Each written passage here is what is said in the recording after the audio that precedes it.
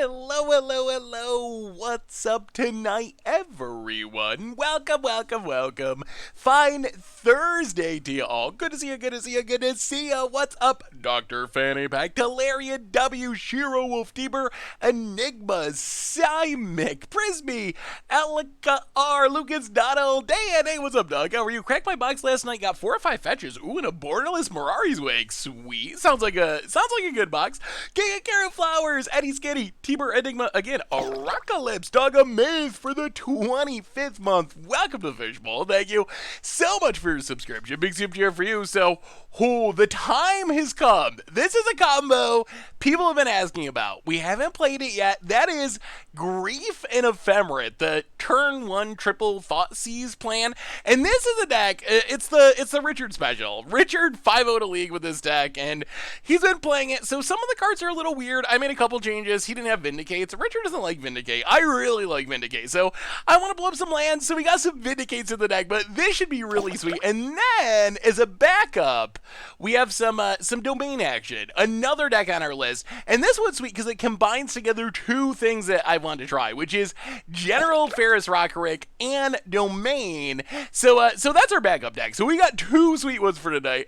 Rarik's Venture and Teamer Enigma. Welcome to the Fishbowl. Thank you so much for your subscription. Big super cheer for you. Thank you, thank you, thank you. Also, reminders on the site. I did a EV breakdown for Modern Horizons 2, and the main thing is you can see the up-to-date EV on the site, but it is pretty interesting to see just how ridiculous it is.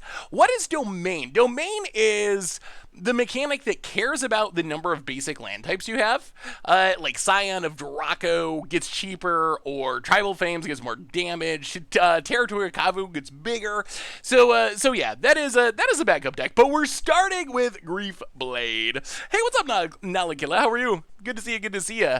But yeah, so that's our plan today. How is everyone doing today? I gotta ask you though. We did get a bit of news since our last stream, and I'm curious your reaction. So the news of the day, or yesterday really, Stranger Things Secret Lair Drop. Stranger Things Secret Lair Drop.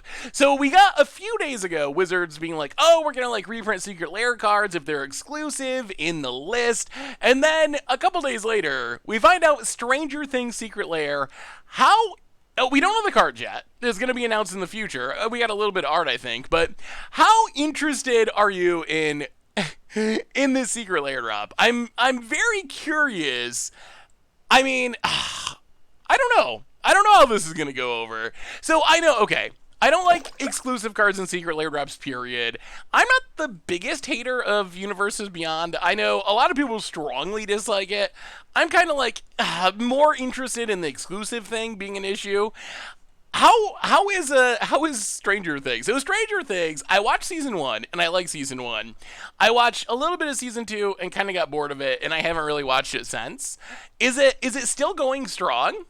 Universes Beyond is a deal breaker for me. So, is it creative bankruptcy or is it advertising? I kind of see it as advertising. Like, I think Wizards' idea is we're going to get our stuff in front of some Secret Lair fans, or in front of some Stranger Things fans. Stranger Things is probably like, oh, this is great for us. We're going to go to all these Magic people to see RIP. Maybe they'll watch our show.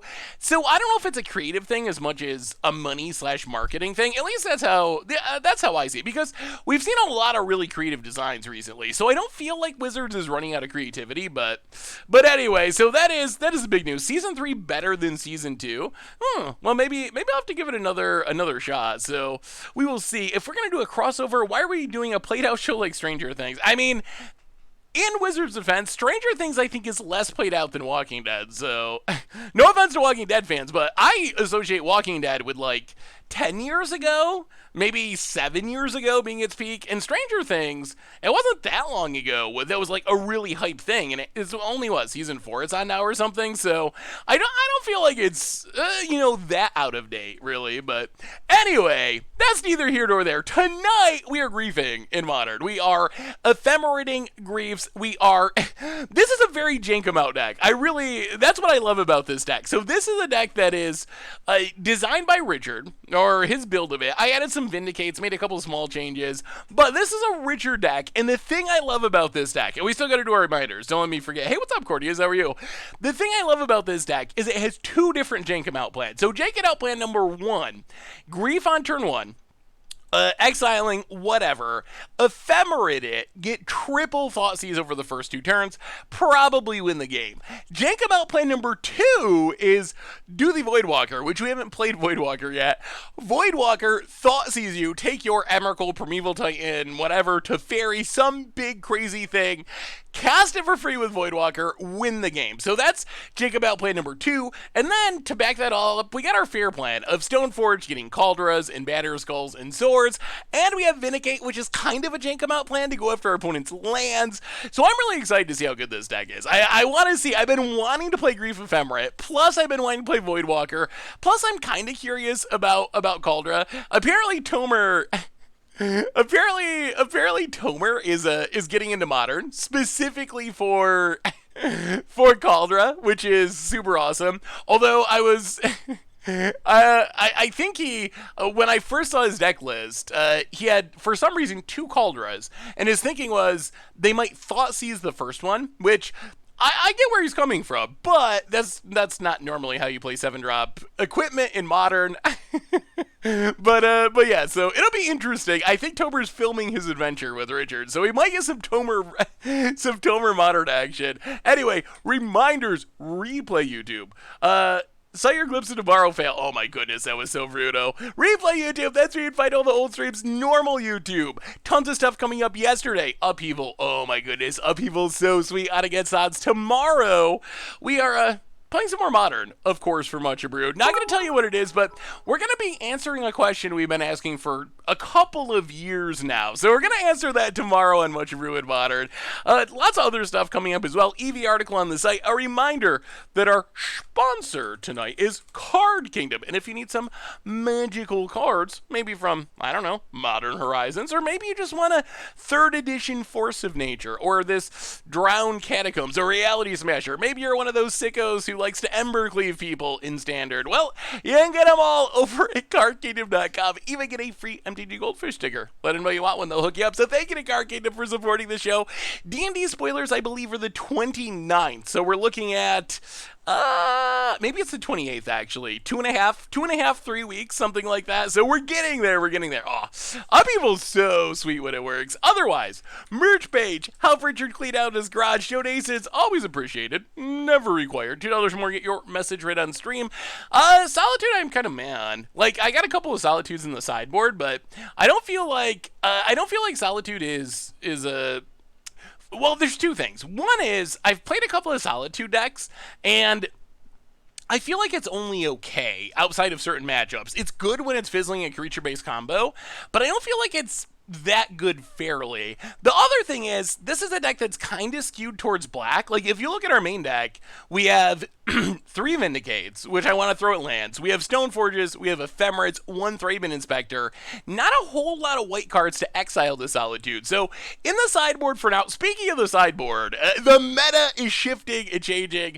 We got Graveyard Hate, we got Kataki for artifact decks, we got Dam for a Wrath, we have Manriki Gusari, which is like old school legacy tech. This is another Richard special, but Manriki Gusari, old school legacy tech for winning Stoneforge mirrors, essentially. You tutor it up. It's an equipment that can blow up opposing equipment repeatedly and cheaply. So if you run into another deck with swords or hammer time or whatever, it's a good Stoneforge target. We have 1 more Vindicate. We got Kaya for the food deck. We got the Solitudes. And then Chalice of the Void is our tech, hopefully, for dealing with the Cascade decks. We'll see. It's very strange because Soft Echo, welcome to the Fishbowl. Thank you so much for your subscription. Big super for you. We don't really want a Chalice on any number other than 0, so we're not really a straight up Chalice deck, but Chalice on 0 shuts down Crashing Footfalls and all those free spell shenanigans. So anyway, that is Grief played. Let's start seeing how it works. What did I think about the historic bannings? Okay, so my opinion is, if Wizards wants... So I'm not upset that they banned Time Warp. I can see where Wizards is coming from. On the other hand, I do not expect it to do anything. Like, it'll do something in the sense that the Velomachus deck isn't going to be good anymore, but if the goal is to shift away from every deck being an Izzet deck and every deck playing Brainstorm, I don't think it does much anything. I think everyone will just play Phoenix, everyone will just play Jeskai Control. So my expectation is Wizards ban Time Warp, which is fine, because most people don't like extra turn decks anyway, and that deck is very, very strong. But my expectation is they do this banning, and then we still are going to be getting a Brainstorm banning in like a month or something. That is my full expectation. I don't think this solves Historic's problems. It solves a problem, but I don't think Time Warp in specific was the problem. I think the problem most people seem to have is that Brainstorm and some other new cards are making it so it's an Izzet only meta, essentially. And I don't think getting rid of Time Warp actually saves that. I still think next tournament we see, it's going to be almost exclusively Brainstorm decks. Nobody in particular. Welcome to the Fishbowl. Thank you so much for your subscription. Big super chat for you. Thank you, thank you, thank you. One of the other questions people ask is, well, like, is the problem that other colors cards aren't good enough? Now, and I think that's an interesting argument. Hey, what's up, Lucid? How are you? And hello, Lucid's mom. Good to see you. The other thing people asked was, like, maybe, when is the next tournament? I actually don't know when the next big one is. I'm sure there'll be some smaller ones, but I think it's going to be a minute until there's another, like, Strixhaven weekend type thing that just happened. The other thing people ask is, okay, what if we just add good cards for other colors? Is that the solution? Maybe if we added, Swords to Plowshares or Path to Exile, maybe if we added Lightning Bolt, maybe if we added Tarmogoyf for whatever good, green creature from Magic's history. And I don't know if that really does it. Like, if you look at Pauper, if you look at Legacy, they got the best, well, Legacy in specific has the best stuff in Magic, and it's still a format where you kind of have to play Brainstorm. I think the question is, are we okay with that? Like, are you, that is a Tom Waits shirt.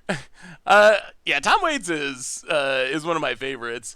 So that's the question. Like, are we okay with Historic being a format where you are at a big disadvantage if you're not playing Brainstorm or Blue?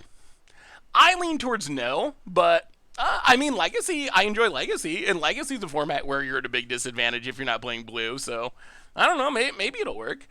Mose the Coot, welcome to the Fishbowl. Or, hello, rather. Welcome to the Fishbowl, in the sense of saying hello. Hey, what's up, Guido? How are you? Good to see you.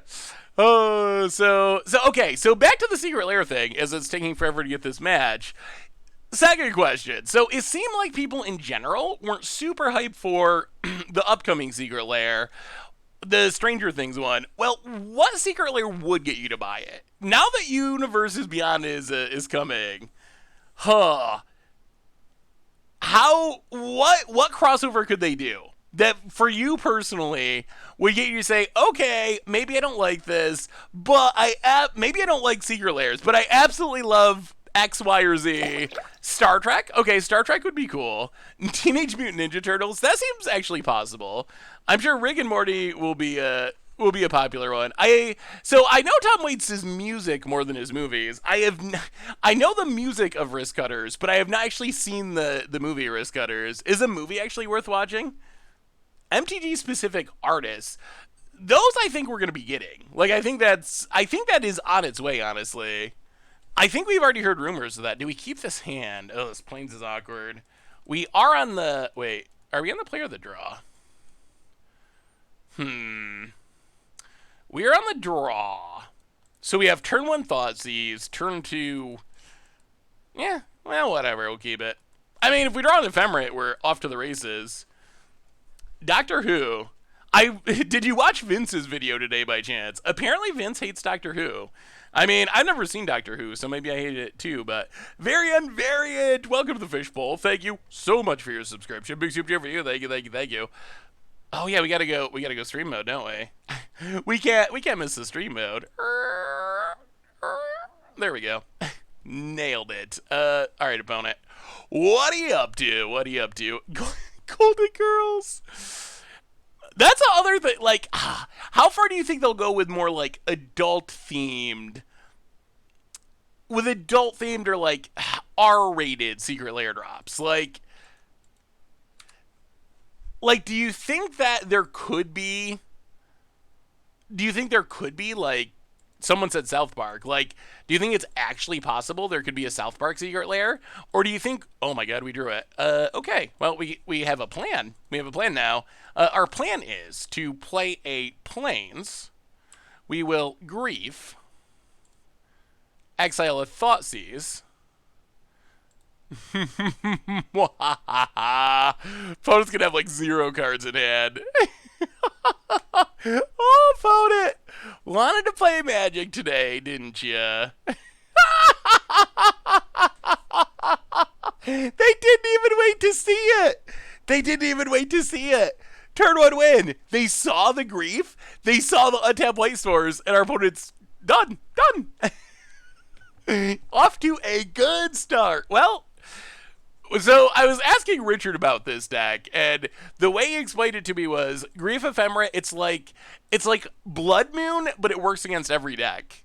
And I think that's a fair comparison with the like jank 'em out aspect, where against decks they mulligan to 6. Let's say you Grief, double Thoughtseize, get another one on turn 2, and they just have a couple of lands in hand. That is kind of like Blood Moon, where your opponent just gets janked out of the game by this 2-card combo. Well, I don't even know how we mulligan. I guess, okay, so I think we're bringing in the dams. Any chance I get to bring in the dams, I have to, so so I can get my swearing out why my mom can't get mad at me. Kaya seems maybe good. They did have 1-drops. Life gain's good. We're not cutting our Grief plan. This might be a matchup where Solitude's okay. Like, even a fair Solitude might be okay in this matchup. And they probably have big, annoying, problematic creatures. Maybe we go down a Thoughtseize. And this is probably a pretty bad Voidwalker matchup. Let's go down a... Actually, yeah, let's go down 3 Voidwalkers. Voidwalker's better against decks with bigger things. If our... Well, maybe they have, like... They could have Draco. We'll keep 2. Let's go 2 and 2. Let's try it like that. Gotta have the one miserly Thraben Inspector. We have Ephemerate and a Evoke creature, but not the one we want. Although this hand is probably pretty good against our opponent's creature deck. Opponent, Misty Rainforest. The other thing I like about Vindicate, I've been having a little bit of a Vindicate kick recently, and one of the things I realized about Vindicate is it really punishes people for keeping a bad hand. I had a game earlier where I was playing against a Primeval Titan deck, and they kept like a 1-land hand with multiple ramp spells, and they didn't draw their land, and you just Vindicate their land and you just win. It's actually super powerful. Well, bolt the bird, so to speak. Push the ignoblest of hierarchs. Is it worth playing Vindicate and Esper Stoneblade? I mean, we'll see. I really like Vindicate, because I value being able to blow up lands pretty highly. Richard hates Vindicate, and when we were talking about the deck, he heavily discouraged me from playing Vindicate, but I refused to listen.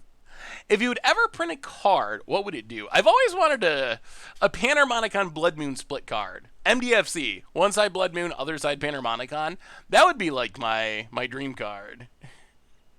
Opponent, Territorial Kavu.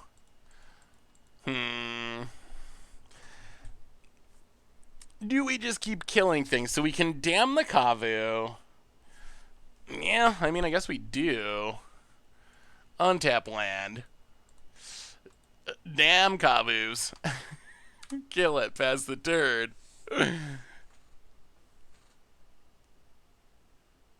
Richard is better at Magic than I think a lot of people give him credit for. I think Richard is actually really good at Magic. I don't always agree with his opinions about Magic, but I don't agree with anyone's opinions about Magic all the time, so... Yeah, we need another... Aww. Huh. Well, I mean, I guess we just keep blowing up creatures until our opponent gives up on this. Vindicate the Kavu. About it. So we still have the Solitude. We can Thoughtseize something. Would be nice if we just got to being able to play Solitude, but Opponent, pass. Oh, there's a Grief too. Interesting, interesting, interesting. Come on, mana. Well, Thoughtseize you. Opponent. Lightning Bolt, Prismatic Ending, Tribal Flames.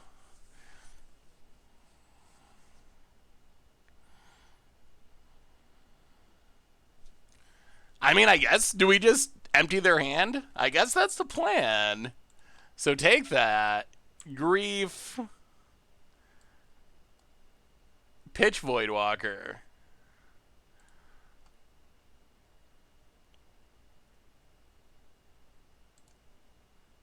Thoughtseize you. Take Tribal Flames. Ephemerate Grief. Take your... Oh, it's so good! The Mind Twist is here. Snag your Prismatic Ending, and, alright, opponent. Can you beat a Grief? Can you beat a Grief with no hand and no threats? Hopefully we just keep drawing lands so we can cast this Solitude. I'm still afraid they're just going to draw like a Draco and we're going to get wrecked. I think this deck is so sweet, and I want to try it out on Moto, but it's super expensive. Okay, just a Nikado, that's fine. Rebound, I think we do not cast. Well, getting there, sort of. I think we're winning the race at the moment. Grief you. One more land. One more land and we can cast a Solitude. Opponent. Moto is brand new to me, and I'm wondering how long it takes to get the cards to drop in price, specifically in ticks as the sets drop. How different is it in paper? So Jade Corbus, it usually drops pretty quickly, although it takes a lot longer for chase cards, and the most expensive cards from a set, sometimes they stay very expensive on Magic Online. Ooh, that's actually pretty excellent. Go to combat, Grief ya. So I'm not expecting like Urza Saga Ragavan to become cheap in the near future. The other thing I would say, if you're new to Moto, I would definitely look into loan programs. If you don't already have a Moto collection, loan programs are a good way to play without spending as much money up front. So yeah, Grief is the perfect name for Grief. Opponent hits us. Yeah, we'll take it. Actually. Okay, yeah, we'll take it. Down to 9. Opponent passes. Go to combat. Hit ya. Opponent to 3. Oh, this is so close. Pass the turn. Come on. I'm a little worried about, like, Tribal Flames or, like, double burn spells. They only have one red source at the moment, though. Opponent, gonna hit us. Down to 6. No Fear of the Grief. Okay. Opponent. Down to 6. Whoa, a ton of... Oh my goodness, a ridiculous amount of gift subs. 20 gift subs from Anonymous. Oh my goodness. Crazy Clown Car, Monster CC, Exodus, Archie, Channel Pope, Nostradamus, JK, Torberg, Psycho Shocker, AJD, Giggle the Game, Tony, Kib, CML, Fluffy, Eric, Folly, Heelsog, Raylan, Gorgon, STB Boar. Welcome to the Visual. Thank you so much for your subscription. Big super chat for you. Thank you, thank you, thank you. And also, thank you to Anonymous for handing out all the gift subs. Opponent. Going to upkeep Bolt the Grief. Ha.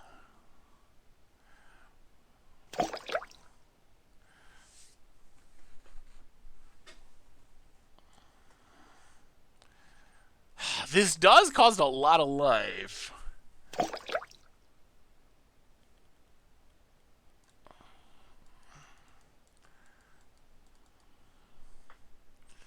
Yeah, that's the question. Do we Solitude our own Grief? Ooh. See, Solitude is just ridiculously expensive. Solitude is just so much mana. I wonder if we should not have brought it in. Well, Solitude.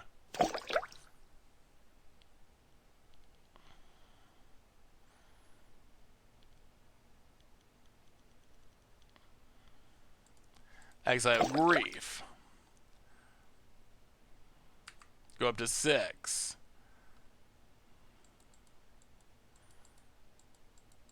Draw a swamp. Ooh, do we Thoughtseize? Yeah, I think we got it. Thoughtseize you.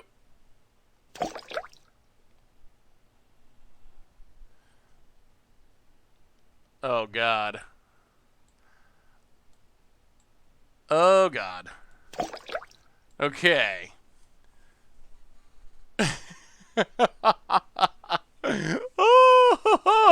Oh boy! Oh boy! Dive on.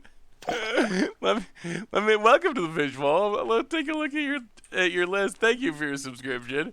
Big super cheer for you. Thank you. Thank you. Thank you. Ha. Well, right now they can't cast Boros Charm, right?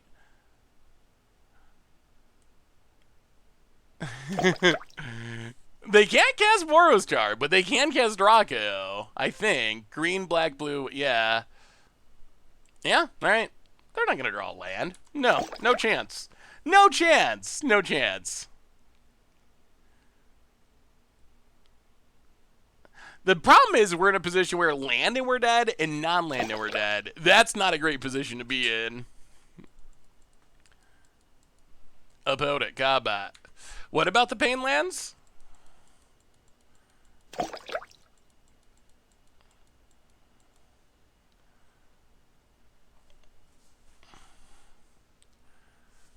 Huh.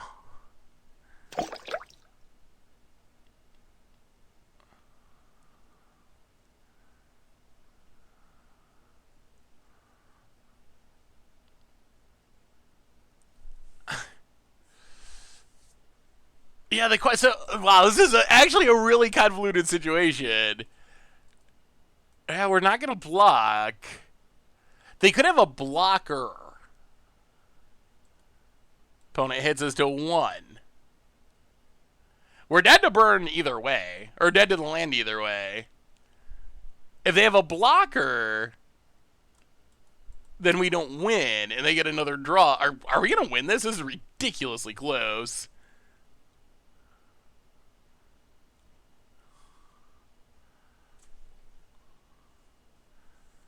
Wow. That was a reverse bluff. That was a punt.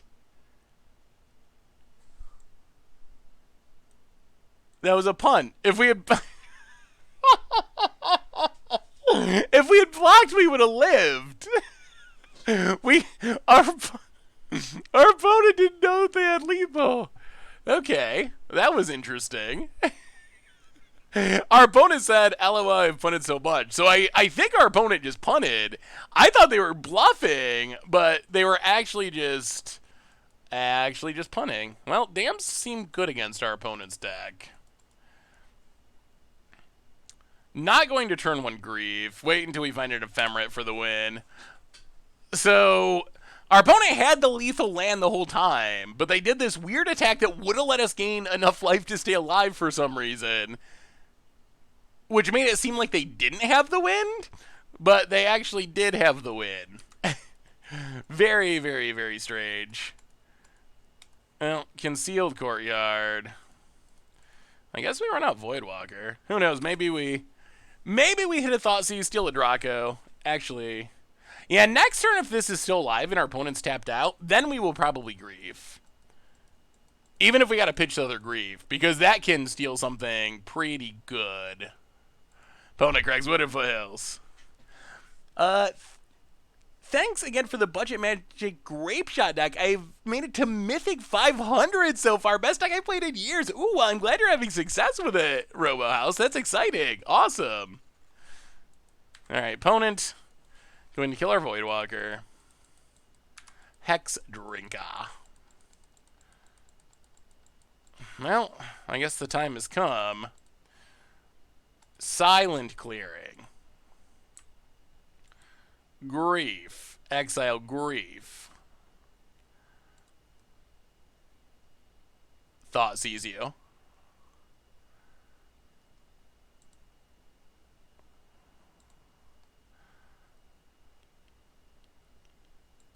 Take. Aw, that's a lot of burn.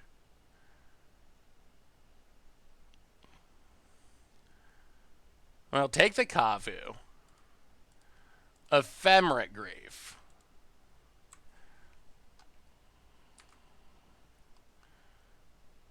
Take the Bolt.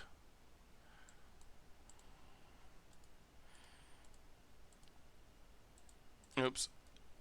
Yeah. We haven't drawn a Stoneforge this entire game. Kill the Hexdrinker. Pass the turn. Alright. Well, here we go. Opponent does have 10 points of burn in hand at the moment, which is insane. Opponent, land. Cracks it. Wait. Okay. Gets a Triome. Are they going to kill the Grief? I mean, if they don't kill the Grief, we get another Thoughtseize. Alright, Tribal Flame. Sure. Alright, well, here comes Ephemerate. Blank the Grief one more time. Thoughtseize 3. Take the Tribal Flame. Godless Shrine. Tapped. Come on, action. We could use a Stoneforge. Had a lot of fun watching YouTube, watching Janky Reanimator and X4 Leyline play. Oh, the X4 Leyline was so brutal. So brutal.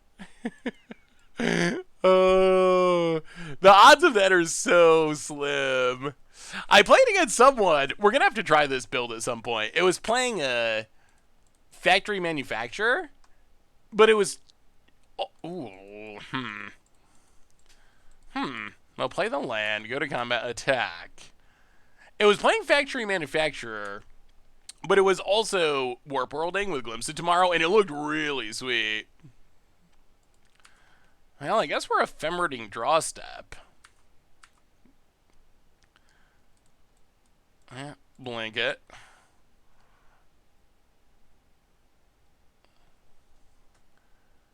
Did you draw a bolt?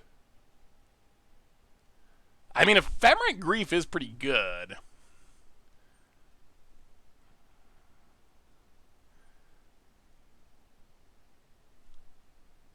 Alright, what did you draw? Kavu. We'll take it. Alright, opponent. Do your best. Have you tried an Urza deck with Lotus and Academy Manufacturer? I haven't yet. It seems like a fun idea. I definitely am interested in Academy Manufacturer. Urza... Is Urza cool now? I guess Urza hasn't been dominant in a while. Well, down to 13. Draw a card. Expensive Solitude. No rebound.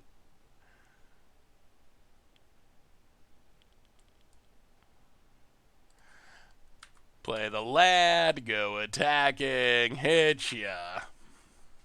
I mean, we're winning the race at the moment. Come on, one more land. One more land for the Solitude. Solitude, does it need to be 5 mana? That was my question with it from the beginning. Like, does it actually really need to be 5 mana? Is it necessary for it to cost that much? Boda gets it, hits us. Ooh, yeah, I've been messing around with Enchantress. That is also... There's just so many cool decks to play. But Enchantress, yes. I've been messing around with. That's also on my to-do list for the near future. About it. This is our first game, so... I guess I'm not sure how it's holding up yet. I mean, it seems decent.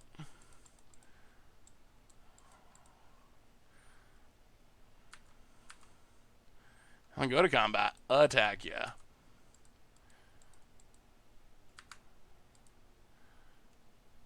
Down to 7. Charles Messenger. The secret Richard tag down to 5. Please don't kill us somehow. Opponent untaps, not casting the bird spell. Hold, hold. Opponent, another hierarch. Just keeps hitting the hierarch. Opponent. Oh, I think we can win with Damn by killing our own messenger, which is kind of hilarious. If we attack, and then blow up the board, we win with the death trigger. Because our opponent can't block everything. Well, that works. Go to combat. Attack ya. We're gonna get the damn win. Swing with both. Opponent. Menace. No menace. Can block one, but not both. Blocks the messenger. Drops to 2. Well, you know what I say to that? Damn. we got the damn win.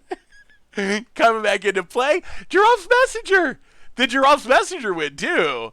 Maybe the Giraffe's Messenger tech is the secret is the secret tech to win in Modern. Yeah?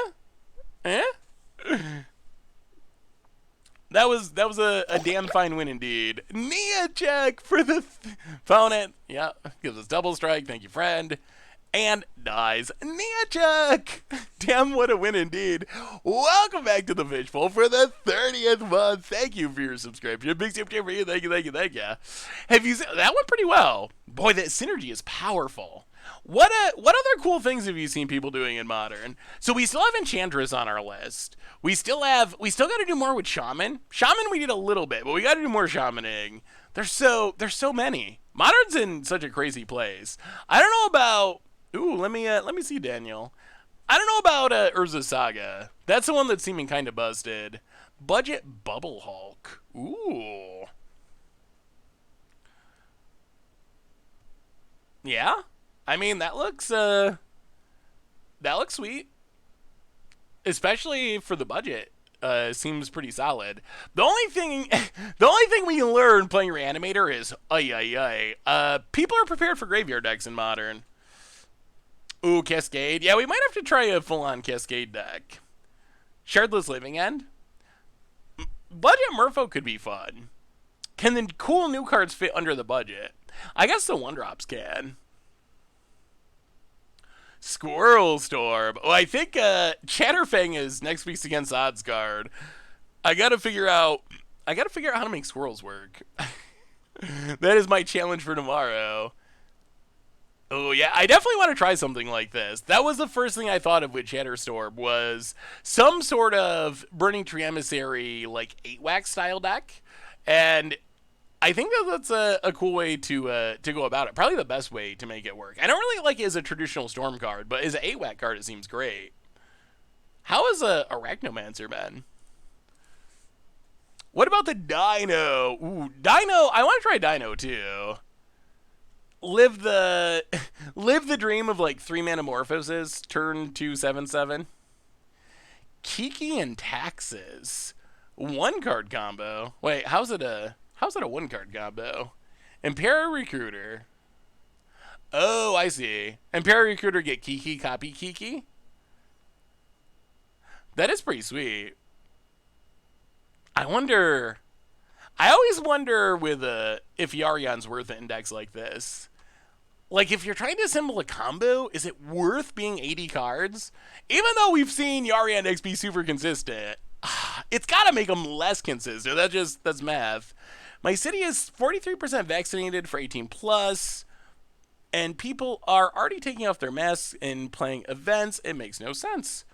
Oh, where do you live at, Dr. Goldhead? Are you in the U.S.? Well, this works. We have the backup plan. Malakar Rebirth Grief. And I guess a Batter Skull eventually. We'll keep it. Sure. Are one of the best MDFC. Mono White Legacy. I haven't played much Legacy since Modern Horizons release. I'm sure we will do some more soon. Ooh, that is pretty wild. That's like Like Squadron Hawk Tribal. All the Squadron Hawks. That is ridiculous. Ooh, Champion of the Parish. Oh, humans? Uh-oh. Alright, come on, Grief. You can do it. We draw. Ooh, Stoneforge is pretty good. So, let's think about this. Play a Swamp. Grief. Exile Voidwalker. Thoughteize. Reflector Mage, Noble Hierarch, Aetherfile. Well, take Reflector Mage. Malakar Rebirth, our Grief. Get it back.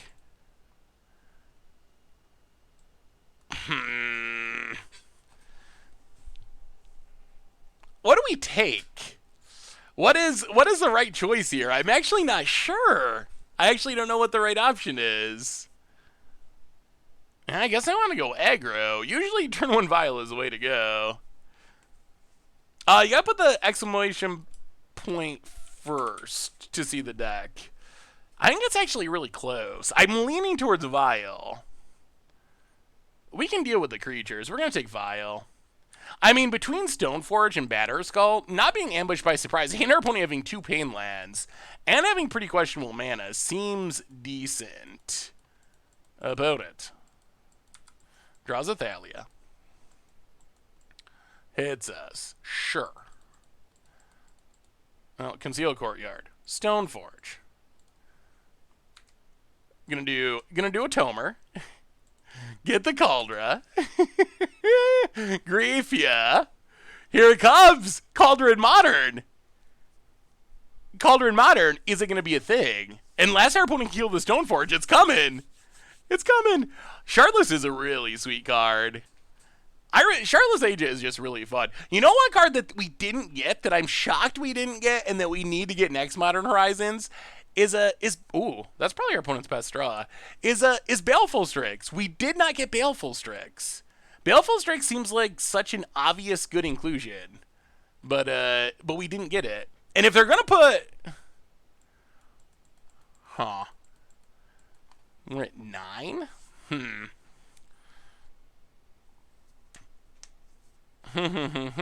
No.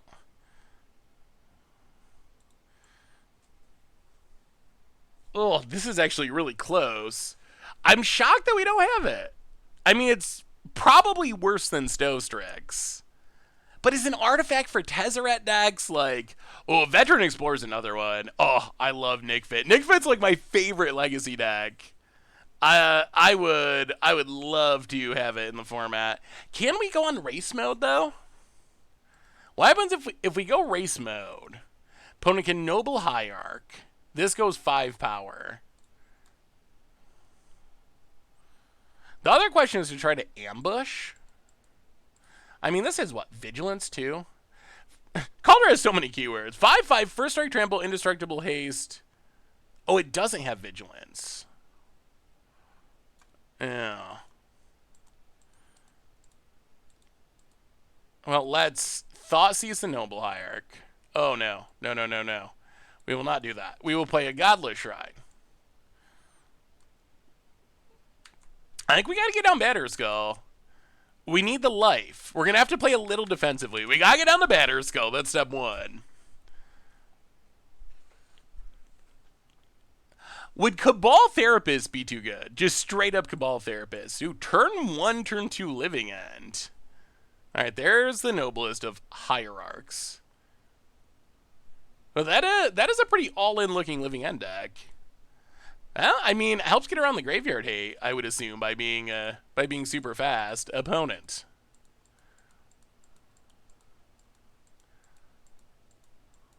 No attacks. I'll put...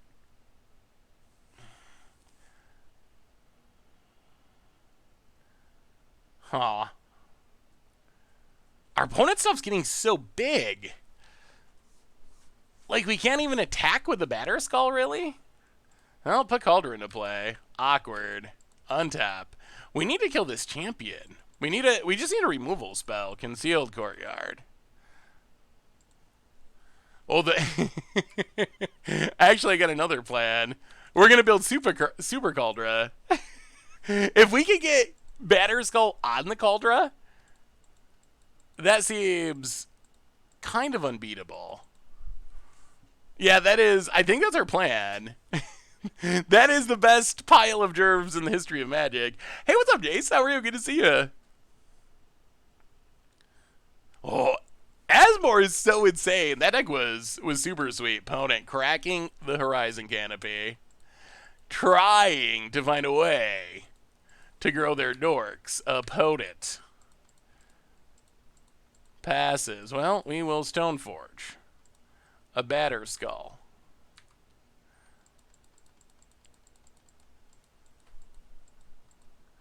Marsh Flats. Crack it. I mean, oh, they can't path even. All right, get a Plains. Yeah, I mean, we're doing it. Super duper ultra mega Kaldra. The baddest German Magic. First strike, haste, indestructible, trample, vigilance.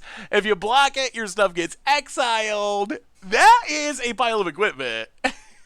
Did you see the command zone with Post Malone? I did not have time to watch the whole thing yet. I saw some bits and pieces of it. How was it? I noticed on Twitter today that Post Malone tweeted about it, which is kind of cool because he's got like 6 million followers or something insane. Post Malone probably has as many followers as everyone in Magic combined, honestly. Like if you took all the Wizards accounts and me and Prof and LSV and everyone in the community, I think Post Malone is probably has more followers than all of us put together. Which is ridiculous. Godlax, welcome to the Fishbowl. Thank you so much for your subscription. Big super chat for you. Thank you. Hey, Seth's been putting a shaman list together for Modern Simmer to yours. Is Realmwalker good enough for Modern? I think that Realmwalker is good enough for Modern. I do. Kaya could be fine. Solitude, sure. Are we gonna use Sword of Fire and Ice? Probably not. Alright, we can go down Voidwalkers. This is not a good Voidwalker matchup. So Voidwalker out. Solitudes can come in. I guess we can go down Fire. Go down a Thoughtseize. Maybe we'll keep it. A Thoughtseize and a Messenger? Let's try something like that. So yeah, I think Realmwalker is good enough. I don't know if I play in Shaman though. I think in Shaman, you want to be more aggressive. Maybe I would sideboard it in Shaman for control matchups, but yeah, it doesn't have Vigilance though. Like we knew that it had haste, but if we haste it in and just attack with it, the risk of us dying is just too high. So it was not a case there of forgetting that it had haste as much as being afraid if we attacked with it immediately, we would just die. Yeah, Kaldra and Batterskull. Put them both together, and you have quite a card. Imperial Kiki combo. I like the updates. I think Felidare Guardian's good. One Resto is fine. Yeah, that looks fun, and you get the nice blink value with Ephemerate too. I like it. All right, opponent. What do you got, humans? Going to 6. Well, I mean, we have the original Grief Ephemerate in Thoughtseize and Inquisition. We got to do it the old-fashioned way. Tomer was pretty excited. I'm excited to see how the Tomer Modern video comes out. Because Tomer was pretty excited. Like, when we were recording Commander Clash this afternoon, he had just finished playing a match, and he was pretty excited about getting to play Kaldra in Modern. Maybe it'll convert him to being a Modern player. It could happen. I mean, it's got a Kaldra, so it's definitely a Tomer deck. It's also literally a Richard deck. He's the one that I got the list from and made some changes. About it. Cavern of Souls on Human. And I was Esper Sentinel would be really good right here. Oh, Dam is really good. Yeah, let's Inquisition. Tag Valley as Lieutenant. Pass the... Oh, yes. Oh, yes. Pass the turn. Opponent, what would you like to do? One card in hand. Unclaim territory. Sure. Oh, I love Vindicate. I probably overrate Vindicate, but boy, I just love Vindicate. Oh, no. Opponent drew what we thought seized. That's unfortunate. Goes attacking.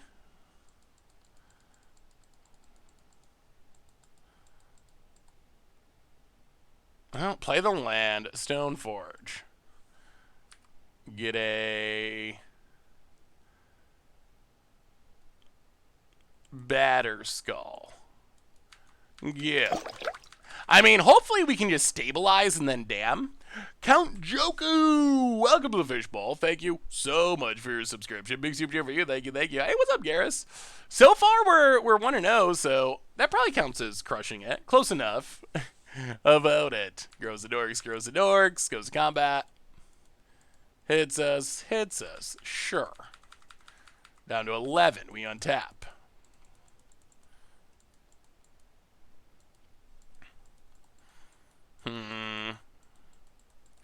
Might be worth griefing. Oh, play Malakir Meyer.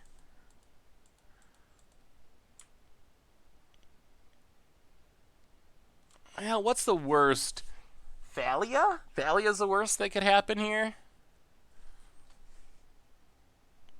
Yeah, we don't know the last card in their hand. They played everything we knew about.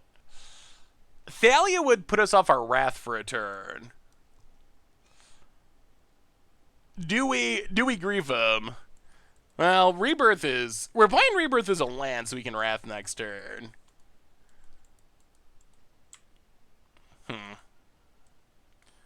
Yeah, we're gonna do it. Grief. Oh, reflect. Okay. That's good. Take the Reflector Mage. Totally worth it. Pass the turn. Opponent taps. Well... I wish we had gotten Kaldra now, because Kaldra would survive thanks to being indestructible. Yeah, Dam is really good. I mean, the thing is, it's a Wrath of God. And Wrath of God is not bad. And then you just get all this upside built in. Hey, Jar Jar, good to see you.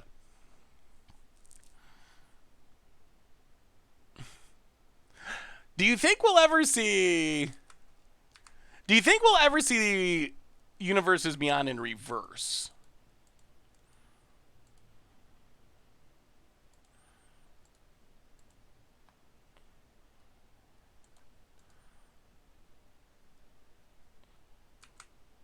Do you think we'll ever see Universes Beyond in reverse, where magic is showing up in other people's products?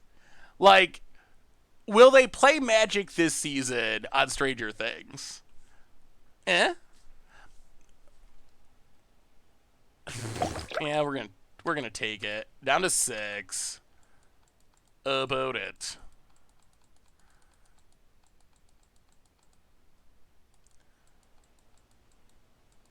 Whoa, did they draw what we thought seized again? Oh my goodness, they did. Alright. Well, punish for not waiting end step, or for not blocking. Jeez, 2 times in a row they drew what we thought seized. Schnapps for the 25th month. Welcome to the Fishbowl. Thank you so much for your subscription. Big super for you. Thank you, thank you, thank you. Well, damn them. Pass the turn.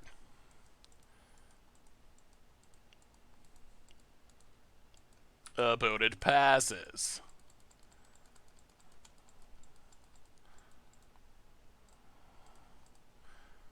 Yeah, play Kaya.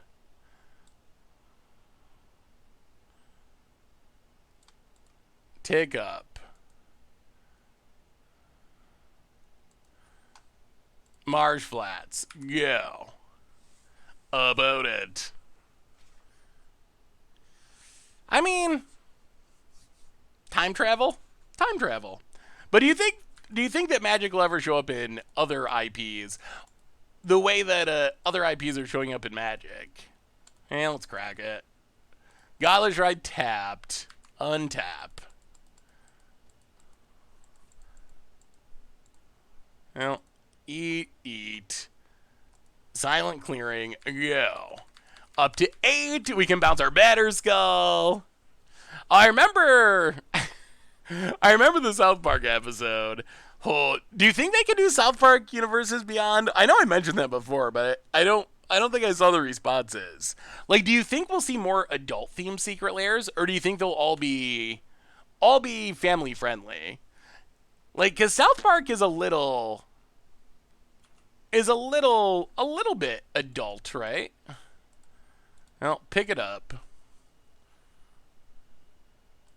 Well, I would rather just kill the creatures at this point, I think, than go after the lands. Humans has enough cheap stuff.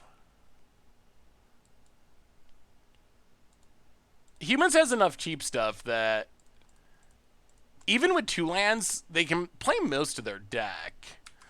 Now, this Batterskull should close it out.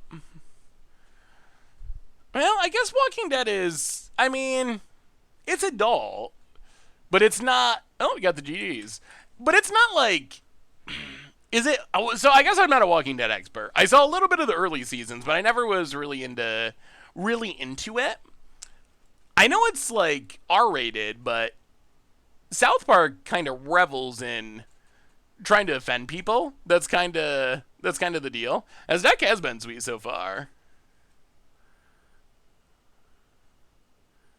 Put Star Wars and Marvel and MTG in new print money.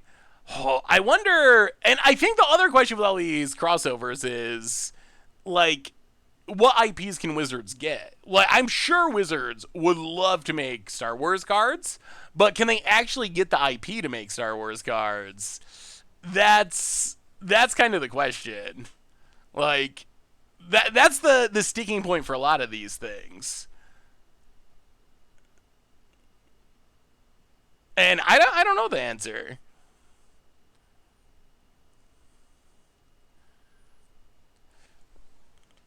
A lot of the complaints about Secret Lair is one of the characters involved in a sexual assault and brutally murder folks on screen. Huh. Yeah, I mean, so I don't know much about Walking Dead. So I guess I probably wouldn't, probably don't have any meaningful thoughts on that. Other than there's some pretty bad characters in Magic. So I don't know. Like, for me personally, that's not, like, I don't know. Yeah, I don't know Walking Dead, so I guess I don't really know what to say about it. Hard to judge. Ooh, well, we got the Grief Star. Grief Star. Wow, we could. Do we need another Ephemerate? We have Grief Ephemerate. We got to put something to the bottom. We got to exile something. Is Grief double Ephemerate worth it? Orna Page, welcome to the Fishbowl. Thank you so much for your subscription. A buck of rocks, big scoop cheer for you. Thank you.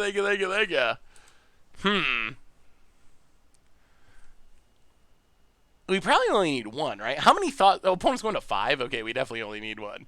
All right, so Ephemerate to the bottom. Turn 1, Grief, pitch, Ephemerate, hand empty. Follow up with Vindicate. Hope we draw a Stoneforge. It's such a weird play pattern. This play pattern, it tends to lead to a position where no one has any cards in hand. Well, we're going to Grief. If they... So if we Grief and they Fatal Push, I guess that's fine. Conceal Courtyard.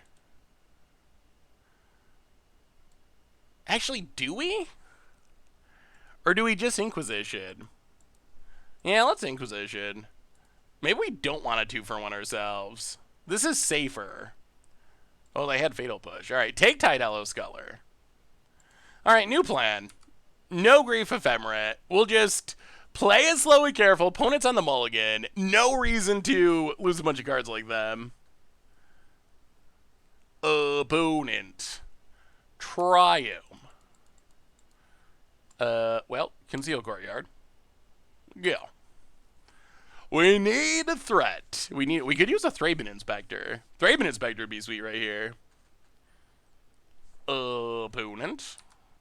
Another land. And we draw another land. Well, we can just hardcast a Grief. I think we're getting to the hardcast a Grief part of the game. Opponent's probably playing something sort of similar to what we're playing, honestly. I assume it is similar. Some sort of white-black discard taxes deck.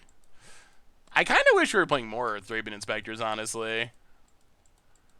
We only have one, but we probably could be playing more. Get a Plains. Untap. Fatal Push. You know, we're just going to wait one more. Let's just keep waiting. Next turn, we can Grief and Ephemerate it when our opponent goes to kill it.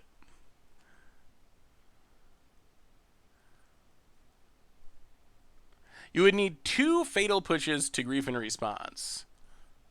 No, wait, they only need 1, right? So we cast Grief. We put the Evoke trigger on the stack, the Discard trigger on the stack. The Discard trigger resolves. I guess that's true. I guess you're right. Yeah, maybe we should. I mean, it would have been a blowout anyway because they only had Fatal Push in hand. But you are right that the way the timing works, they would have needed multiple removal spells to kill it. In the end, it worked out that we didn't do it because we would have ended up 2-for-1ing ourselves for, geez, so many lands. Ended up 2-for-1ing ourselves for very minimal value. Well, cast a Grief, full price.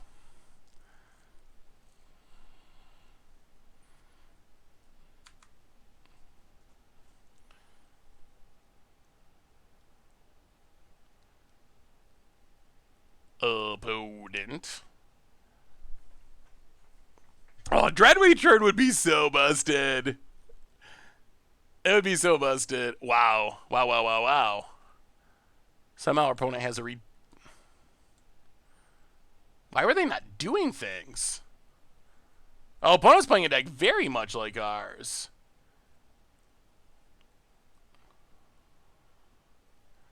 Well, I mean, take Fatal Push. Couldn't they have Griefed Undying Evil last turn? Why did they choose to not do that? I'll take Fatal Push.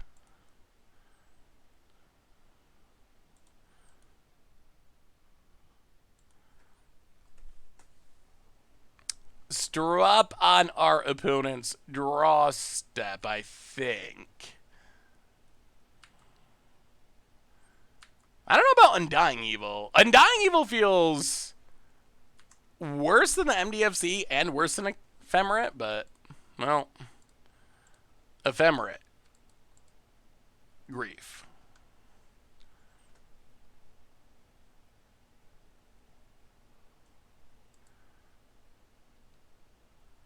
Take Grief.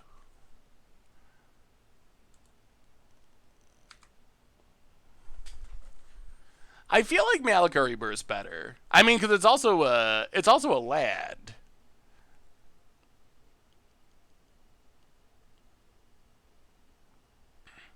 I mean, it's not bad. It's not bad, but I feel like I would rather have a land than a +1/+1 counter. Like, I feel like the upside of being able to be a land when I need it to be is more of an upside than getting a +1/+1 counter. And I feel like Ephemerate, 3 triggers is insane. And it works, yeah, I guess it works basically the same with other things. But it's nice that you can, like, with Ephemerate, we can just blink a Thraben Inspector or a Stoneforge even if it's not dying. When Undying Evil, you actually need the creature to be dying. So I don't think Undying Evil is bad. I just think it's slightly less good. Hey, Chuck! XOXO to you for the 22nd month. Welcome back to the Fishbowl. Thank you so much for your subscription. Big super cheer for you. Thank you, thank you, thank you. Well, now we do need to take Undying Evil, because we do want to kill this Bob. Play Concealed Courtyard, go. I mean, we can actually hardcast Kaldra.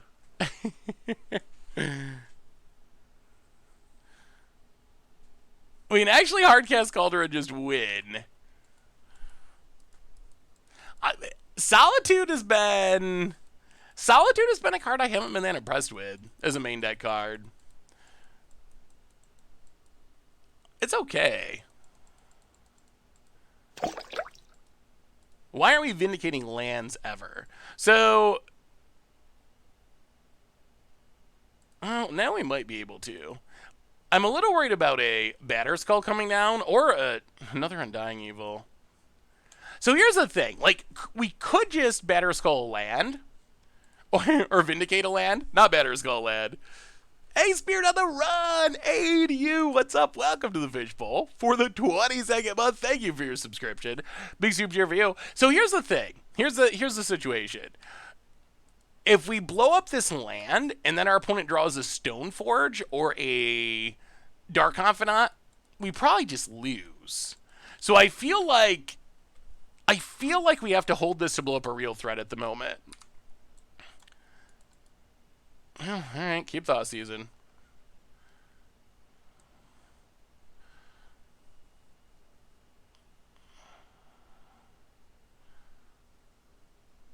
Yeah, this deck is good at making you do nothing.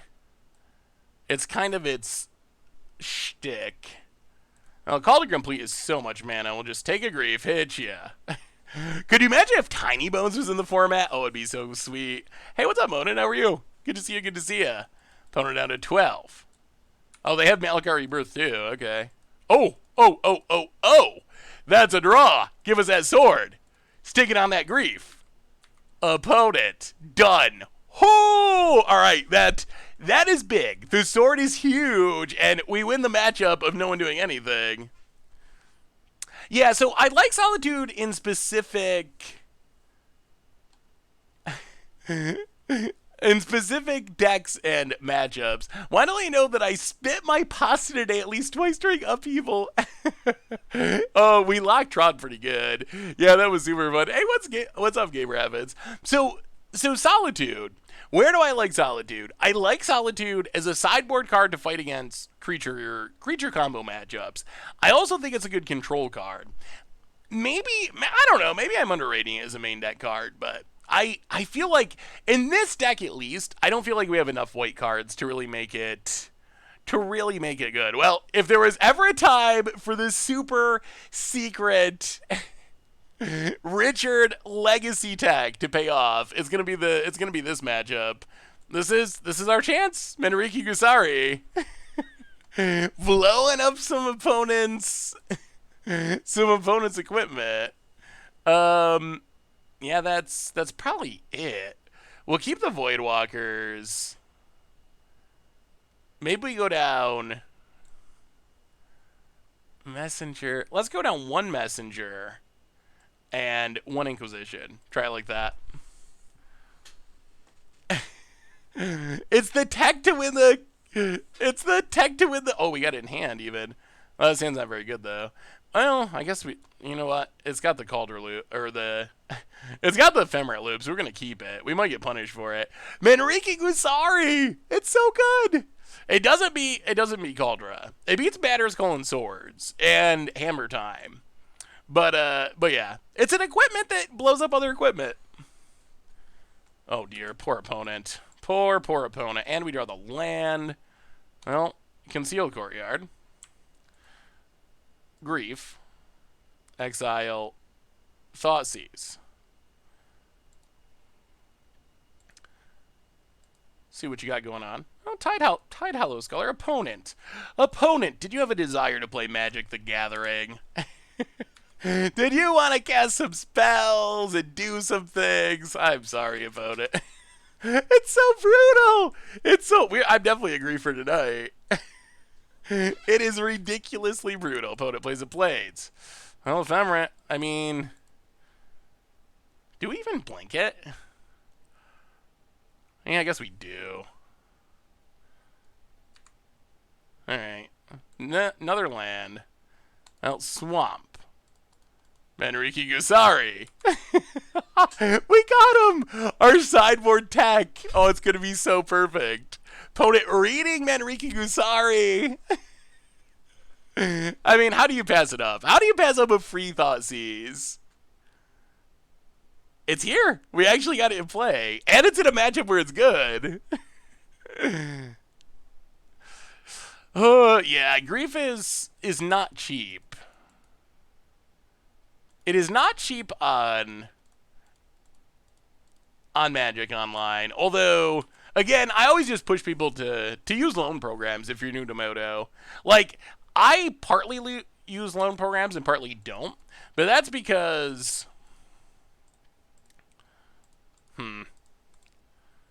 Oh, it equips for 1?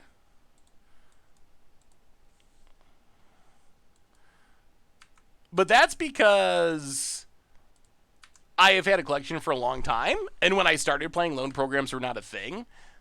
Dark Confidant is probably about our opponent's best possible draw. But if I was starting Moto now, I would just use the loan program fully. Opponent. Unfortunately, ticket costs are so high, a lot of loan programs are unaffordable right now, too. Oh, are they? Oh, jeez. Huh. I didn't realize it was, well, I guess that's true because the new Modern Horizons cards are kind of expensive. Yeah, that's a good, I guess I hadn't thought about that. Like, if you're getting the new MH2 stuff, even through a loan program, it's probably expensive. Hopefully it goes down shortly. Well, I'm going to combat.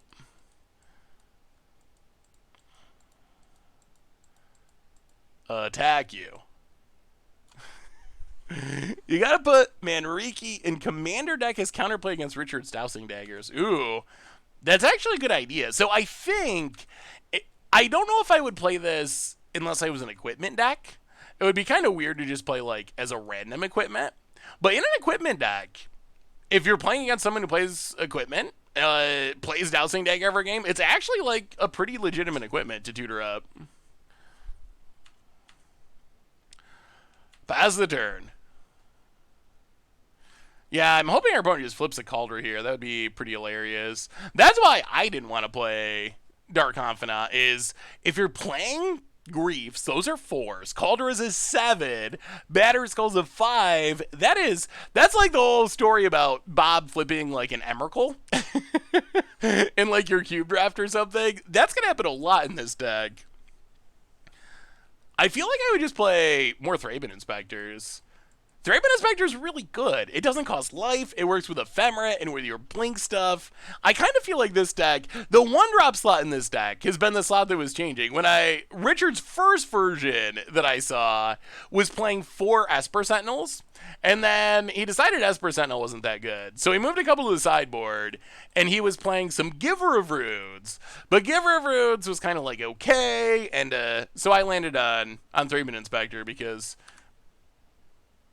Malakari Birth, because I'm kind of a sucker for Thraben Inspector. And it comes at Old Border. What are your thoughts on Kitaki?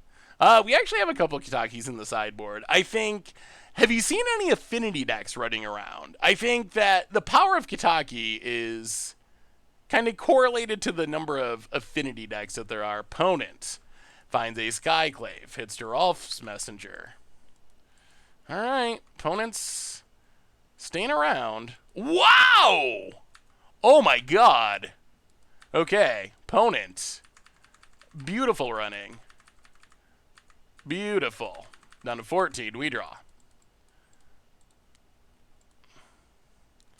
Malakari Birth. Wow! Those were 2 perfect cards off the top, and our opponents in this game show us a... Opponent's an Urborg. Show us a Kaldra with this Bob. Show us a Kaldra with this Bob. It is fitting. It is deserved. Magic gods, you know the right thing to do. Opponent hits us down to 10. Plays the land. Wow. This YOLO Bob is working out for our opponent.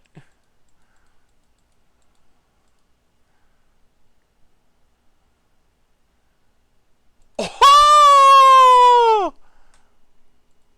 Wow. Oh, opponent. Well, alright. We draw. A fatal push.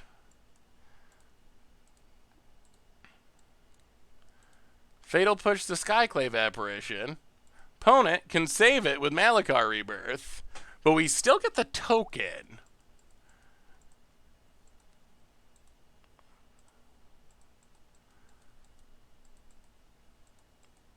Well, we'll see. Boy, this Bob is... Opponent's been dodging. They're drawing expensive cards. They're just drawing them with the non-Bob card for their turn. Opponent. Trying to figure out if it's worth getting back the Skyclave. I don't think it is. They have to spend 2 life, too. Wait, what is the punt?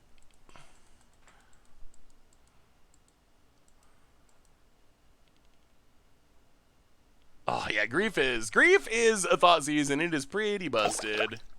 All right, opponent lets it go. We get the illusion.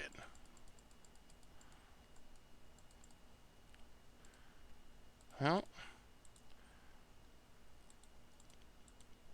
equip.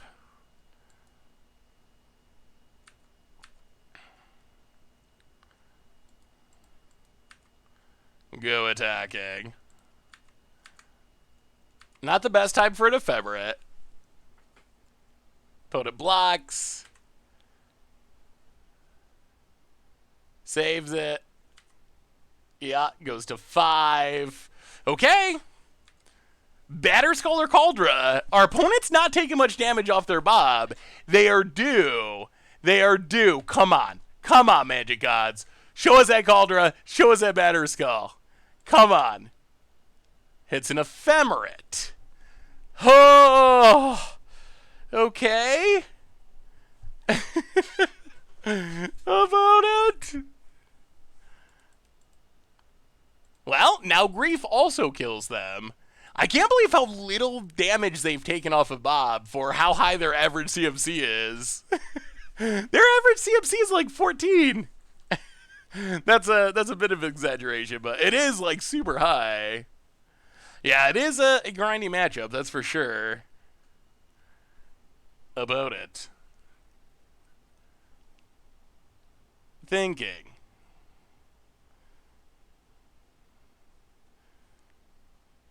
If they leave their Bob back, I don't know if we attack.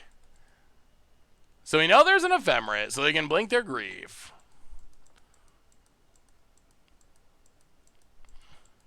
Yes, Bob has been out for, what, 3 or 4 turns? And it is... it has not hit many big spells. Opponent combat.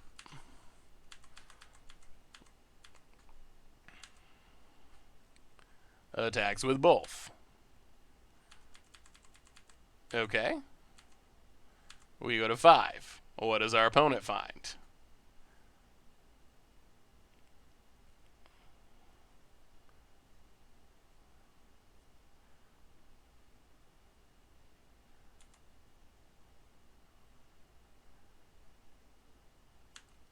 We untap. Opponent's going to blink their Grief. Well, alright. Our opponent deserves to die to their own Bobs. We are going to stay on defense.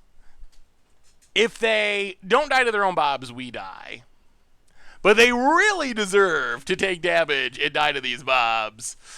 Alright, we will see. Opponent. Bob number 1. Dark Confidant. Come on. Come on. Justice. Come on, deck. Let math work for once. Oh, fracture! Yes! All right, math remains undefeated. Our opponent, I don't know about playing Bob in the deck. I considered playing Bob in this build, and my thought was, how can I play Bob in a deck with with Kaldra complete? Oh, opponent almost pulled it off. They were right at the edge of dodging with Bob in a deck with Griefs and Batterskulls and Kaldras, but math caught him at the end. All right. Well, the kids are already eating. Man, maybe this deck is pretty busted. Might be a little bit busted. Are you a Simpsons fan, or did you see the See My Deck parody video I posted last week? Ooh, I am a Simpsons fan, but I don't believe I saw the See My Deck parody. You should send me a link. It sounds funny. Yeah, I feel like it just feels unnecessary to me. Yeah, Wall of Omens is a good point. Thraben Inspector.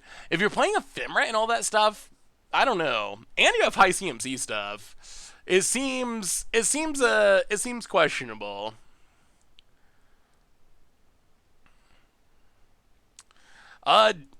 Diggs ended up being very, very good. Kind of excited. This is the first year, and I can't believe I'm saying this because I'm a Bills fan and I know better. But this is the first year, maybe in my lifetime, actually in my lifetime, where we're going into a football season and I'm kind of just expecting the Bills are going to be good. I always expect the Bills to be bad. I guess since I was like a little kid and they were going to Super Bowls and stuff. But I just always expect them to be bad. But this year I actually, and I probably will be horribly disappointed, and Allen will regress and Diggs will get hurt and they'll go 4-15 or whatever. But I actually think they're going to be good this year. Huh. This hand doesn't seem very good. We're on the draw. On the play, this hand might be okay. On the draw, we're going to mulligan. Well, this will keep. This is also kind of meh, but we got a new donation from Jaguar. Cavern on human. All right, lots of humans at the moment. Jaguar, hey Seth, question about your budget historic storm deck. Ugh, even more lands. Do you think I can run in Pioneer without actual storm cards? Here's what I've got. Any suggestions or changes? Well, let me Thoughtseize this Thalius Lieutenant. Thank you for the donation. How would that deck work in historic? Well, I mean, Aetherflux Reservoir, that can work. It's a little expensive, but all right. Phantasmal Image on the champion. Oh, these Reflector Mages are going to be obnoxious. Opponent hits us. I don't know. Unless we draw removal. Oh, no. Oh, no. Oh, no. Oh. The Magic Gods are repaying us for our opponent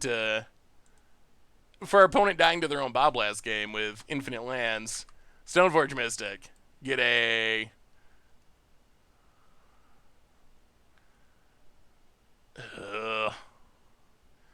Yeah, get a Batterskull. I mean, this is getting bounced anyway, and then these grow, and I think because we drew all these lands, we're probably just too slow. I mean, I think that looks sweet, Jaguar. I mean, I haven't played much Pioneer recently, but it seems like it could work. If I was going to try to Storm without Storm, Aetherflux Reservoir would definitely be my go-to finisher. So, as far as trying to pull it off in Historic, I think that looks like a solid way to do it. Opponent, bounce, grows. We could use a Dam. I think Dam might be the card that we have to draw here, like this turn. Whew, Inquisition. Take a Reflector Mage. So 4, 5, 6, 7, 8, 9. Ugh. Well, yeah. I guess it's Dam off the top or bust. We just played Dragonstorm in Historic for Mucha Brew a couple weeks ago. Opponent, lethal achieved. Well, sometimes they draw a lot of Champion of the Parishes. Uh-oh. Win streak might be diminished. Well, Damson. Kaya maybe in. Solitude in. Voidwalker has not been very good. It might just be the matchups that we're playing, but Voidwalker has not been especially impressive. It's been very medium. Alright, we get to play first. Hand is absolutely horrible. Oh!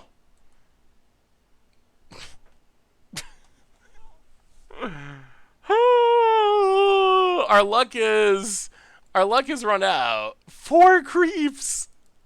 That's Megatron. Nah, griefs are griefing us this time. Alright, well. Batter's called to the bottom. Ephemerate to the bottom. Well, as far as 5-card hands without much power go, I guess this one is decent. Oh, it takes so much mana. We gotta get to 4 mana. No Lyark. Well, we will Fatal Push it. Untap. Come on. Stoneforge off the top. Marsh Flats. Well, play Marsh Flats. Pass the turn. Stoneforge. Could have 4 for Totem. Yeah. Yeah, we would have emptied our hand and then probably lost as a result. Ooh. Cavern. Human. Well, this Kaya might actually be decent. Opponent passes. Alright, well, go Kaya. Kaya's mostly for the food deck, but... Well, plains. Kaya. Snipe it. Go. Yeah, Kaya, I think Kaya's gone up in value, thanks to Modern Horizons 2. It's one of the better answers for the food deck, I think. Oh, if they have a... Mantis Rider. Yeah, well... So I guess this was a 3-mana removal spell, which isn't the absolute worst. It's not great. I really feel like Solitude should have been 4 mana. If it was 4 mana, I think it would be a lot more reasonable to hardcast, at least. At 5 mana, it's just so much to hardcast. Solitude at 4 would be busted. You think so? I mean, the green one is 3. The black one's 4. The blue one's 4. We are 3-0 currently, Jace. Opponent gets it, hits us. Sure.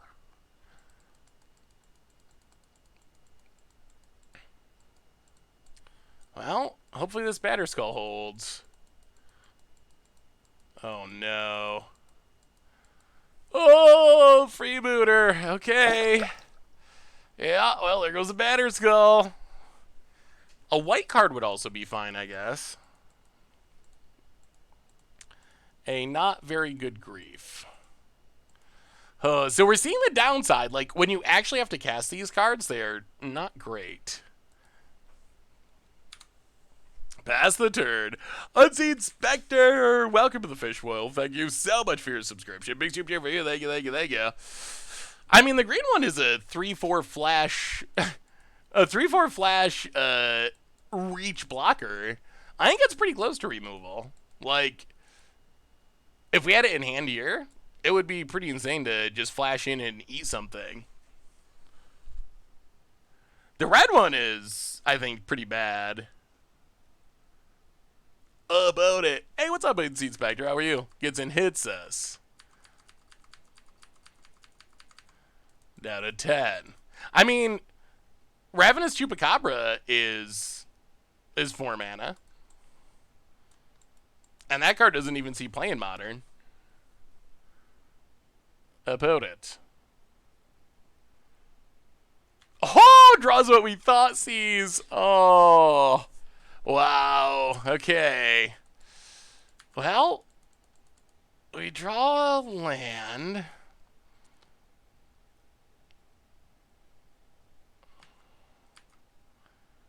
to combat attack.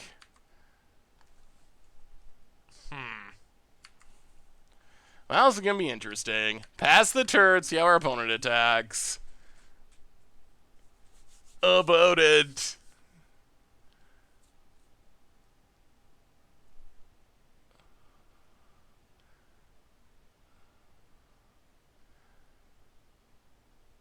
Shardless Agent spins into a Noble Hierarch. And goes to combat. Well, I guess that means we need to Solitude the Mantis Rider.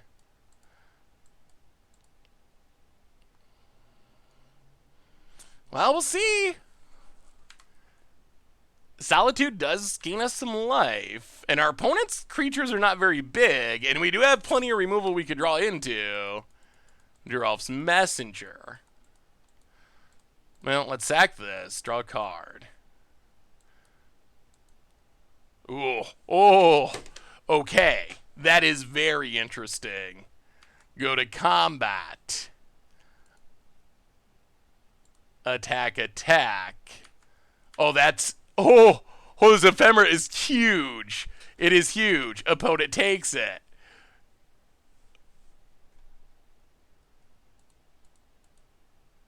We pass.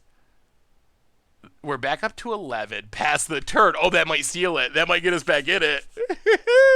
That was big. Wizard spent some premium names on the cycle. Grief, Fury, Subtlety, Solitude. Yeah, those are all... Wow, another Shardless Agent off the top into Thalia's Lieutenant. All right. Those are some hits, I would say, for our opponents. Max Rebo, 2 in a row Shardless Agents off the top. Welcome to the Fishbowl. Thank you so much for your subscription. Big super cheer for you. Thank you, thank you, thank you. Opponent. Attacks. Attacks. Attacks. Attacks. Well, we will... Ephemerate Solitude. Oh! Opponent scoops it up! Opponent scoops it up! We overcame! The win streak is still potentially alive! Shardless Agent is new to Modern, and it's one of the cooler new cards to Modern. I mean, I think the cycle has pretty good names. Oh man, did you know that Deep Analysis was a cycle? How many, raise hands, chat, how many of you actually knew? I didn't realize that it was a cycle until today. I was playing... as we get into this, a quick reminder that our sponsor today is Card Kingdom, and if you need some Magic cards, you get them at cardkingdom.com. Okay, I will send you a prize if you can tell me what some of the members of the cycle did. So okay, here's the. So you probably know Deep Analysis. Deep Analysis is fairly well known. Like Deep Analysis, it's fairly well known as a card draw spell. Is he's playing Commander. It is, the formatting is, why is this not showing? Oh. So Deep Analysis, 4 mana, sorcery, target player draws 2, flash it back for 1, a blue, and 3 life. There's actually a whole cycle. So the reason I found out this was a cycle was we were playing Commander Clash, and Krim was playing Squirrels, and he had Acorn Harvest, and I saw Acorn Harvest, and I was like, wow, that card looks really familiar, that formatting, and I realized that is essentially Deep Analysis. 4 mana, make 2 squirrels, flashback, 1 a green and 3 life, and that made me think, wow, this has got to be a cycle, so I looked it up. Oh boy, some of the other ones are pretty bad. Does anyone know what the red one does? Does anyone know what the red member... I think the red member of the cycle is the worst member of the cycle. The red member is called Flash of Defiance. Anyone know? I mean, I guess if you've been playing for back in the Torment era, maybe you do. Creatures can't... I mean, that is actually... I will accept that. That is close enough. Players can't block with green and or white creatures this turn. If there's good news, you get a discount on the price up front, only 2 mana. But it's like a it's like a restricted, limited version of a can't block effect. Spirit Flare. Spirit Flare is a white version. Spirit Flare is tap target, untap creature you control. If you do, it deals damage equal to its power to target attacking and blocking creature an opponent controls. 4 to cast, flashback, 2+3 life. And then the green one's Acorn Harvest. The black one, Crippling Fatigue, is target creature gets -2/-2. Which actually, it's that card's so bad compared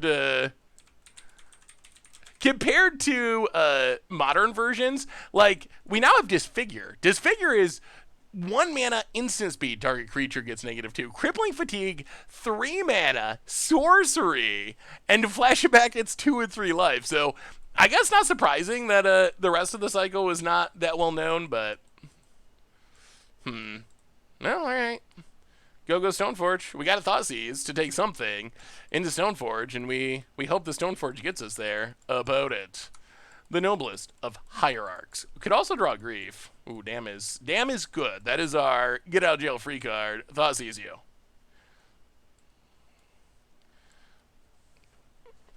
Mantis Rider, Meddling Mage. Huh. Well, I guess we don't want Mantis Rider coming down this turn. Pass the turn. What do you think they meddle? I would be surprised if they meddled Dam. I don't think they've seen Dam. Like, maybe? I think there's a higher chance that they name Stoneforge, actually. I would be tempted to name Stoneforge. Oh my god. Or, just kidding. Maybe our opponent will just top deck a freebooter. Well, this does mean the coast is clear for our Stoneforge. And that might be enough. Metal, best Floyd album ever. Oh, I haven't listened to Floyd in a while. I used to really like Meddling Mage. I used to really like Pink Floyd. I don't know. My brain is thinking about Meddling Mages and talking about music. I used to really like Pink Floyd, and I still like Pink Floyd. I just haven't listened to him recently. Yeah, I guess it was probably good in limited. That does make sense. Opponent. Kaya is going to do some work at some point. Well, they take the Dam. We play Stoneforge. We hope our opponent does not top deck an answer. We take Batterskull. Go. Alright. No top decks. No top decks. Opponent untaps. Darkside of the Eldritch Moon. Dark Side of the Moon is my favorite Meddling Mage album too. The wall is classic. More Noble Hierarchs. Opponent. Yeah, I don't know about Shardless Agent and Human. It's looked pretty good for our opponent, I guess. Alright, so opponent just has a Meddling Mage. I'm not sure if it's worth it or not, honestly. Opponent hits us to 14. And going to Metal. Well, Batterskull versus the world. Opponent. I assume they just name Ephemerate, since they know it's in our hand.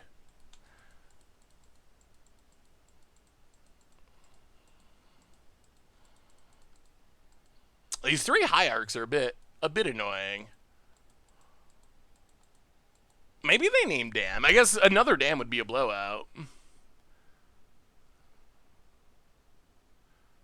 I watched Mango play Shardless Humans last night. He was not impressed. Yeah, I guess I don't know. Your hits are not great, but yeah, they name Ephemerate. Your hits are not great. It's not like a great. It's not like a great Shardless Agent deck, but it is a 2-for-1. Our opponent was just hitting like Noble Hierarchs and whatnot, and it still seemed fine. This deck is, I don't think it's better than Mantis Rider, I would say. Opponent catches in Horizon Canopy. Well, we'll see. Can they find an answer? They have oodles of mana. Cashes in another one. Can they find an answer down to one land? But many noble hierarchs. Unclaimed territory. Unhuman. 2 cards in hand. Champion of the Parish. 1 card. This better not be Thalia's Lieutenant. Alright, Freebooter. Well. Better Skull it is. Alright. I guess we will see. Opponent gets to take our Kaya. We could really use a removal spell. A Vial is kind of a whiff. Basically, any removal spell would be spectacular. Because then we can snowball and like... Huh?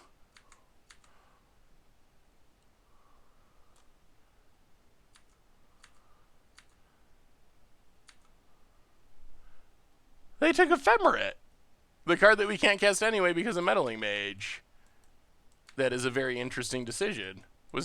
I was not expecting that. Inquisition, a little bit on the dead side. Well, Kaya.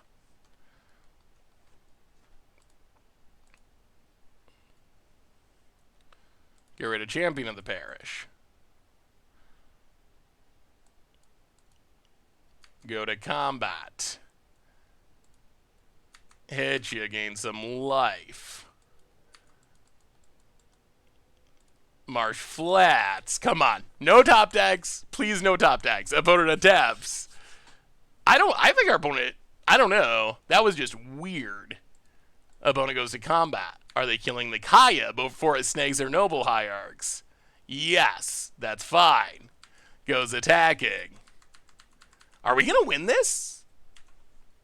I felt like we were so far behind. Yeah, getting rid of that Champion of the Parish was big. Opponent found. Thalia. Well, crag this. Get a Godless Shrine tapped.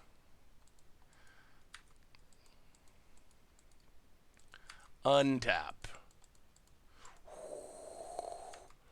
Ooh, that's a good draw. That's a really, really, really good draw. As much as we were saying that Solitude is kind of meh, in this situation, it is probably game-winning. Past the turn. Oh, that's so big. That's so big. About it. Well, now that the Ephemerate's gone, that's actually pretty big for our opponent. Mantis Rider. Goes to combat.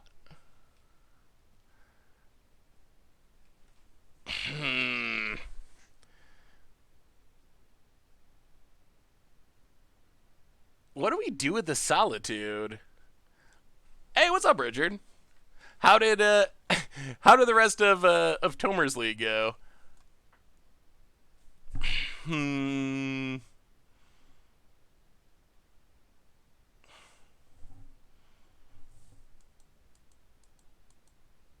I mean, I guess Damn is good. We can just Damn, bounce Batter Skull, pick it back up.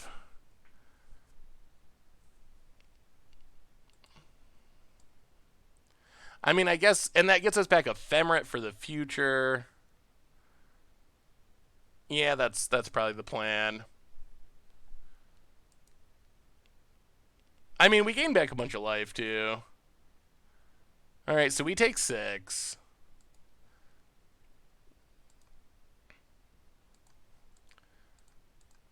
We Solitude. Snag the Kite Sail Freebooter. Get back Damn. Oh, Solitude. I know I was talking down to it, but it has been really good in this matchup. Get back the Damn. Untap. Go to combat. Attack you. Opponent.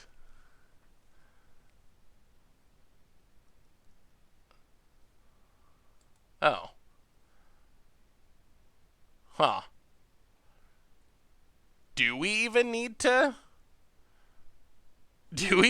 cast the Damn? Like, we're at 16. Our opponent's like Is there even any reason to damn now? Well, if we kill the freebooter, they still have this meddling mage on Ephemerate.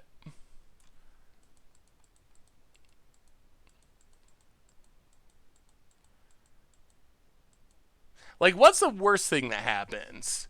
We wrath. They go land. Yeah, I guess we win.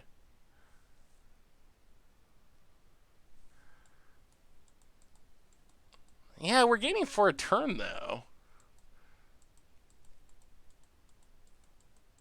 Well, what's the worst that happens if we dam? Because we're doing nothing next turn into bounce and replay Batter Skull. Well, I would like to, but they have two layers of protection on the Ephemerate. They could draw another discard spell or meddling mage. All right, I think we're gonna do it. It's Richard's deck. Richard's advice is go for it, so we're gonna go for it. I mean, we have 3 cards. We have a Batter Skull we can get back. We're at higher life total. Our opponent's gonna need a pretty insane string of draws to get back in this game. Well, planes, go. On the other hand, 2 of our cards are Thoughtseizes, which are not especially helpful. Opponent. Land, can redraw. Sure. And scoops it up. 4-0. Oh man, we've been on a Modern Horizons 2 hot streak. Ever since Modern Horizons 2 came out, our record in Modern has gotten on stream has gotten way better. All right. Going for our second 5-0 of the week. Yeah, 4-0. We figured out, Richard. I think the 1-drop is Thraben Inspector. The other option is maybe Wall of Omens. That's something chat brought up that I think is pretty appealing, but right now we got a Thraben Inspector in there in that kind of weird flexy 1-drop slot. It works really well with Ephemerate.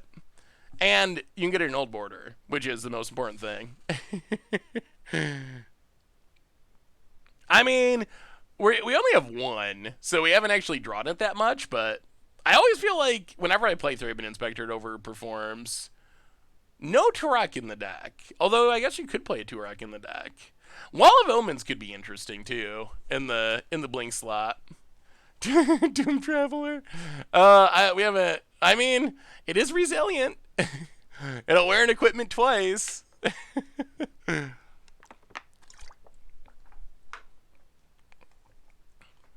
only downside I think of Turok is 4 mana kicking is kind of a lot. But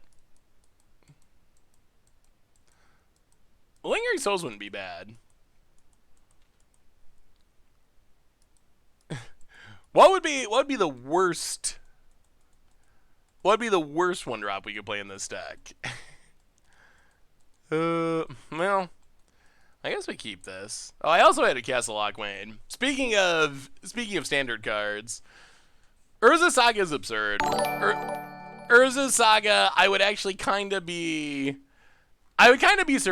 surprised if it survives in the format. Like, here's the problem with Urza Saga. It's colorless, so it can go in any deck, and it does go in any deck. So that's kind of the reason that, and this again, I feel like I got to clarify this every time.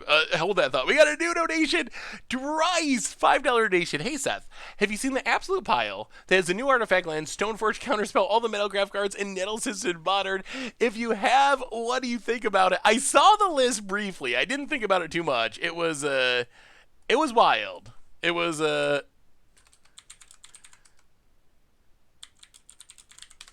it was definitely wild. I have no idea if it's good. It looked strange. It was like affinity control almost or something. I would give it a shot though. I would consider. Oh no. Oh boy. Affinity. Okay. Our hand is not that fast. All right, Richard. Will our Vindicates be fast enough? You know what? I'm tempted to just Grief here. Grief pitch a... Grief pitch a Vindicate. Grief pitch a Vindicate. I do got a couple of Kitakis in the sideboard, yeah. Grief pitch Vindicate. Turn 2 Stoneforge. Turn 3 Vindicate. Or do we pitch Messenger? Messenger doesn't even block very well. And then Vindicate. Yeah, let's do that. Well, alright. Grave. Pitch your House Messenger. Hopefully take a Cranial Plating or something. Well, Steel Overseer kind of counts. Alright, well, I mean, I guess. Our opponent's hand's not that absurd at the moment. They're only going to use for 1. And then Inkmoth we can actually Vindicate. That's fine. Springleaf Drum is fine.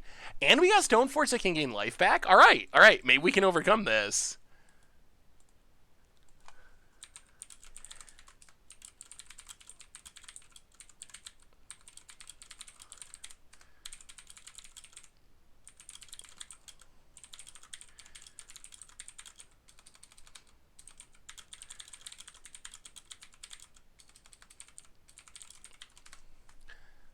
Opponent's hand, they can't wait for, they want to meet me at a GP someday. They can't wait for events to come back, so.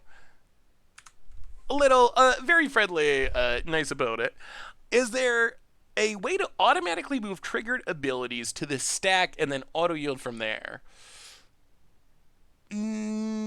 So, you have to stack your abilities for the most part. I've never figured out a way to automatically stack the abilities, but there is a way to yield to the abilities once they're on the stack. So, halfway, I would say. Opponent fires up the Inkmoth. Combat hits us for a bit of this and that. Well, 2 in fact. Land.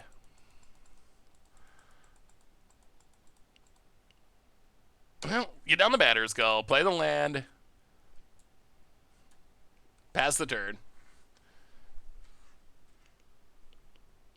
Yeah. We can't really kill the Inkmoth, though, because of Welding Jar, so I think we just have to accept that if they top deck Plating, we die. Vanishing Verse is kind of like bad Vindicate. It's Vindicate that can't blow up lands. Not that it's bad, but I'm a big Vindicate fan. Maybe too big of a Vindicate fan. Wouldn't Kaldra have been better here? Maybe. Yeah, we need Plating, but we're already dead in 1 attack if our opponent finds Plating. So it's sorcery speed, unfortunately. Opponent hits us. It might be. Like, the flexibility of being able to hit lands, I really like. And it could actually be pretty important here. We'll see. If we can get through the Welding Jar, getting rid of the Inkmoth is kind of big. Well, there's Batterskull. It's a bet. You think Vanishing Verse is a better Vindicate? Really? I mean, Vanishing Verse doesn't hit lands or multicolor spells or colorless spells. I mean, being instant mana, instant and 2 mana is a huge deal. Like, it's definitely a good spell.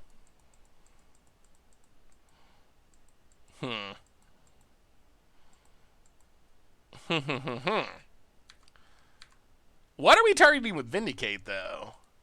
It would be easy if it wasn't for this Welding Jar. Opponent must have a land in hand. Yeah, so we Vindicate Inkmoth, the Welding Jar. They fire it up in Welding Jar to save it. We could blow up the Glimmer Void, and they can't save it. And that pinches their mana, but with Springleaf Drum, they can still Cranial Plating. Well, they can't Cranial Plating, fire up Inkmoth, and equip.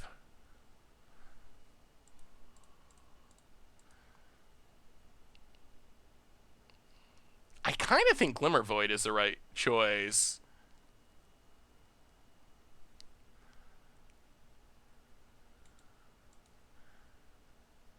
Because the other thing is, if we blow up Glimmer Void, and our opponent keeps attacking with Inkmoth, they might be in a position where they can't leave up the mana to turn this into a land, and if it's not a creature, it's not an artifact, and then we can straight up blow it up. Oh, opponent's gonna play around it though. Opponent is prepared. We are kind of running out of time. Ephemerate.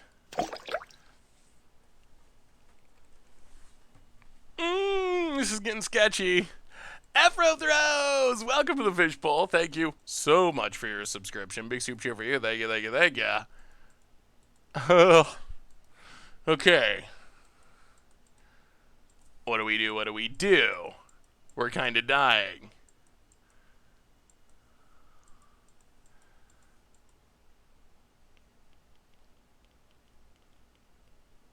Yeah, maybe? Maybe Kaldra's the way to go.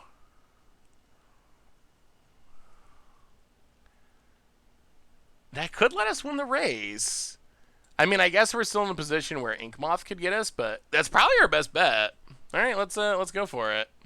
Marsh Flats, crack it. So this is kind of a cute little tricky Stoneforge line.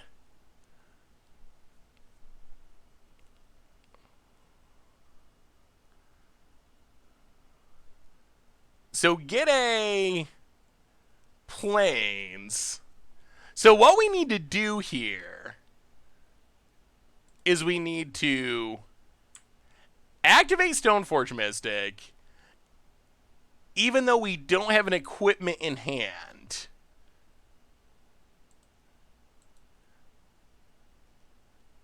And then with its ability on the stack, we Ephemerate it, blink it, to tutor up Kaldra. And now the ability can resolve, and we put Kaldra into play. Yeah, and here we come. Batter's calling Kaldra achieved. Go to combat. Swing at you. Maybe if they don't top deck, it's gonna be fast enough. Oh, there are some cool Stoneforge shenanigans. That's not something that comes up often in the deck, but when it does, it is pretty sweet. Well, Calder and Batter's Call. Can we avoid Dying to Infect for like another turn? We're so close. We are up to 6 Infect, which is scary. But we also have our opponent under a lot of pressure. We can do it again, but we don't have another good equipment to get. I don't know if it's worth spending our mana to do it again, but we can, yeah.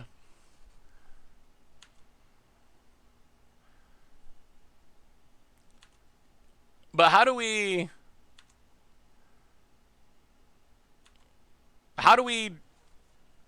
instant speed kill the Inkmoth, though?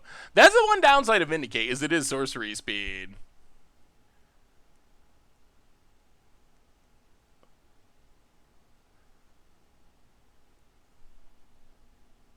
Well, okay. Hit ya. Gain some life. Up to 24.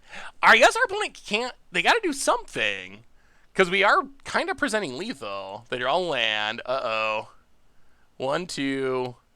Well, they still can't plating equip. Memnite. Alright, throw those blockers out there.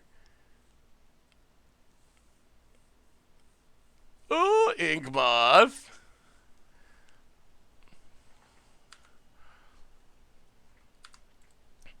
Wow, do we have to go through... Oh, we gotta think now. We gotta think. Opponent hits us.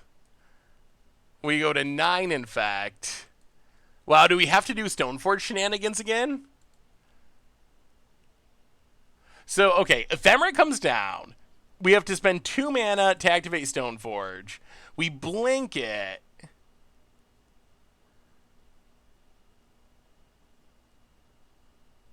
Wait, can we... Wait, can we do this on our upkeep? So on our upkeep, Stoneforge. Oh, I don't think... This isn't going to work, is it? No, it's not going to work. Yeah, we can't respond to the activation, so I don't think this is going to work on our upkeep. Well, I guess that leaves us with Crack Silent Clearing. Yeah, there's no way to actually get the stack timing right with this rebounding. You need to be able to cast it in response.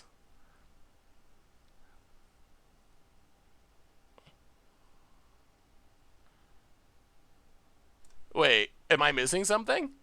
So we go to our upkeep. Oh my goodness. 1, 2. The problem is, do we sack this land?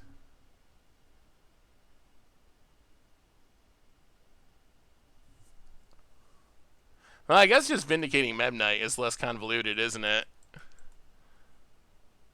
That is much less convoluted. Alright. Sack Silent Clearing, draw a card. We draw Stoneforge. We are not going to rebound.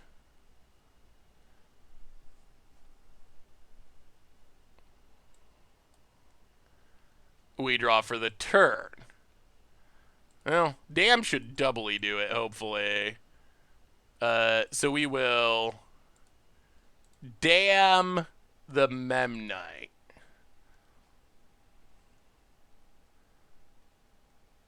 Yeah, we were thinking over way too we wanted to do something really crazy when this is just a way simpler way to win this game. Focus too much on like, okay, we Ephemerate with Stoneforge on the stack and get the sword and put it on Kaldra. Is that enough? But this is way simpler. An opponent. Well, so regeneration taps the creature. So even if our opponent regenerates, this is going to be tapped. And then we just swing in and win. Yeah, that is the way simpler line. Well, if there was ever a time for Katiki to be good, it is this matchup. So Katiki in, Voidwalker's out. We will bring in Solitude could save us. Kaya's, this is 1 or less, right? Kaya's probably pretty good if we can stabilize. Go down a Thoughtseize and probably a Drolf's Messenger. Ooh. Chalice? We're on the draw, though. Maybe on the play, Chalice on 0 could be good enough. Yeah, we couldn't Vindicate the Ink Moth because of the regeneration. Chalice on 0, this is in the deck for Cascade, but Chalice on 0 could be good enough against our opponents. Well, maybe more dams too, or another dam. Let's get another Thoughtseize. Discard is pretty hit or miss. Having some isn't bad because you can snag the big payoff, but Thraven Inspector. I sold you, Richard. Thraven Inspector. It's good. It's the secret weapon. Huh. This is the slowest hand I've ever seen. I don't think we can keep that. Well, I guess this is kind of better. It's still not fast, but at least we have Inquisition and then Vindicate to save the day. Yeah, it's just so slow though. Rebirth to the bottom. Well, all right, opponent. Can we close it out with a 5-0? Ornithopter. Bobble. Ornithopter. Inkmoth Nexus. Frogmite. Oh dear. Oh, we top deck Kaldra. Well, okay. Well, that's what we gotta beat. Can we do it? I don't know. Probably not, but maybe. Can we draw Kitaki? That would be insane. Spire of Industry for our opponent. Fires up the Inkmoth. Goes to combat. Hits us. Sure. Stoneforge, please. Oh, Memnite. Okay, Stoneforge. Stoneforge. Please. Well, can... Godless Shrine tapped. Alright, we're doing it the slow way. Thankfully, our opponent does not have much power at the moment, but this Bobble's going to give him more draws. We're 1-0 in the match and 4-0 in the league. We're trying to finish off with the 5-0. Welding Jar. One card in hand. Opponent hits us. And Signal Pest. Okay.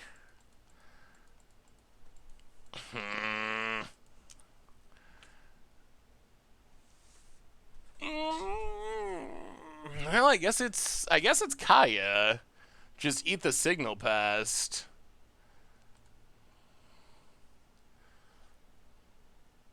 I mean, we eat the Signal Pest and soak up a bit of damage. Not bad, not bad. Kaya the Welding Jar. I think we gotta hit the Signal Pest. 1, 2, 3, 4, 5, 6, 7. Yeah, if we don't hit the Signal Pest, we just take a ridiculous amount of damage. Eat the jar, really? Huh. I wish we could, but I feel like we just take too much. Vindicator Land, send a message. If we're about to die, we will. It has not come to that yet. Yeah, I think we gotta get rid of the Signal Pest. And hope our opponent just doesn't draw well about it. Opponent was thinking about sending the Ornithopter message. They're also being very conservative with this Ink Moth. Alright, kills Kaya, hits us. Come on. Good draw, big draw. Steel Overseer. Okay. Ooh. Okay, is there an out to this? It might be, we might have to just Vindicate Welding Jar and try to draw Dam. That might be the only out. Yeah, alright. Well, Vindicate, showing its worth. I mean, we Vindicate the Overseer, they save it. I guess it works out the same either way. Oh, Dam does have no regeneration, doesn't it? So I guess Dam's gonna save us either way. It does. Let me double check this. It probably does, because it's a reference to Damnation. Damn. Alright, can't be regenerated. Well, then I guess we hit the Ink Moth.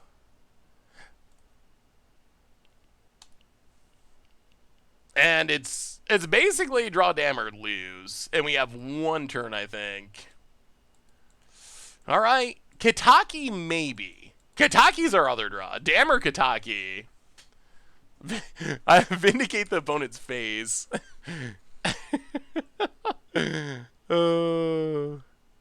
Yeah, I guess Batter's Call. Well, Batter's Call does help a bit. These Ornithopters are going to get big, though.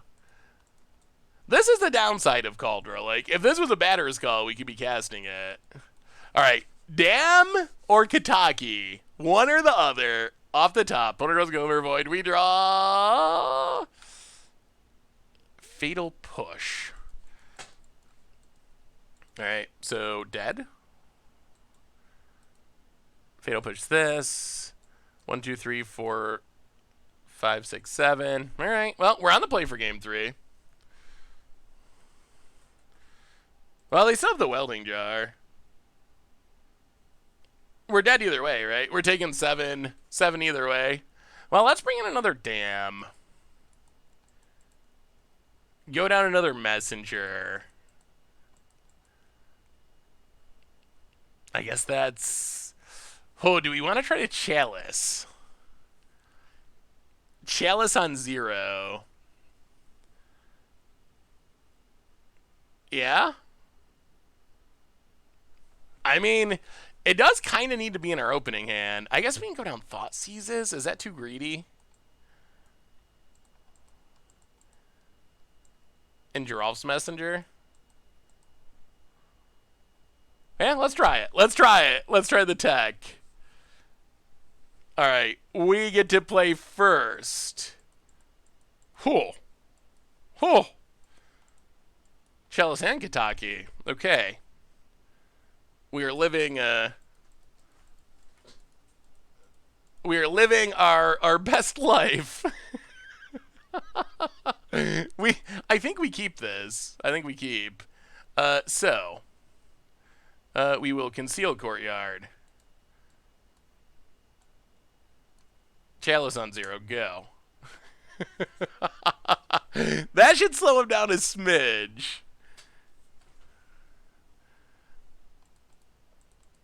Opponent. Darksteel Citadel. Signal Pest. Oh, opponent. I have some very bad news for you. We will play a Swamp and play Kitaki. Pass the turn.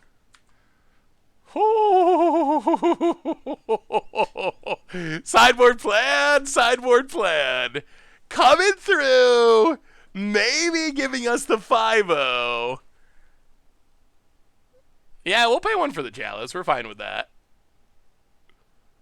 I mean, opponents gotta sack the Signal Pest, and they gotta pay for their land, or else, like, what do? They're just kind of, our opponent's almost locked here.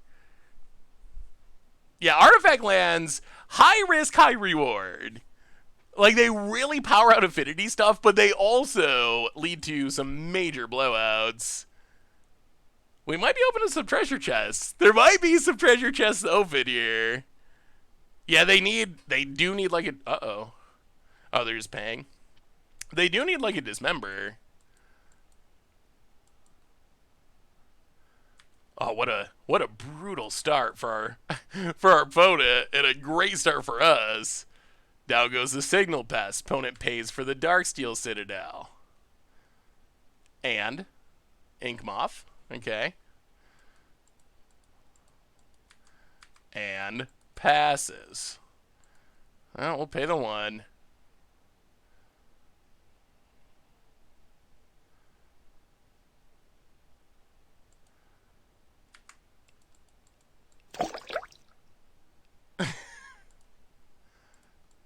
Oh, legendary. All right. Oops. Almost legend rolled ourselves. Play the lad. Get it, hit ya. AG K-Mark, welcome to the Fishbowl. Thank you so much for your subscription. Big super over here. Thank you, thank you, thank you. Opponent down to 18. We pass the turn. Opponent gotta pay the Piper. Yeah.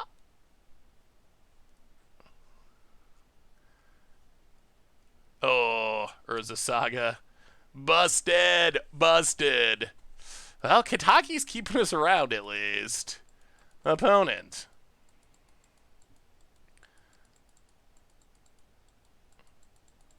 Steel Overseer. We untap. We pay the 1.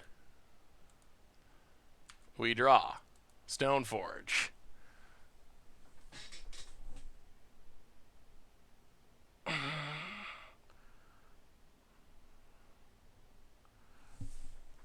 Oh, we probably just Stoneforge, right? We could attack and make our opponent... Yeah. I think we just got a Stoneforge. Stoneforge. I was thinking about attacking, trying to get our opponent to trade with the Steel Overseer, but...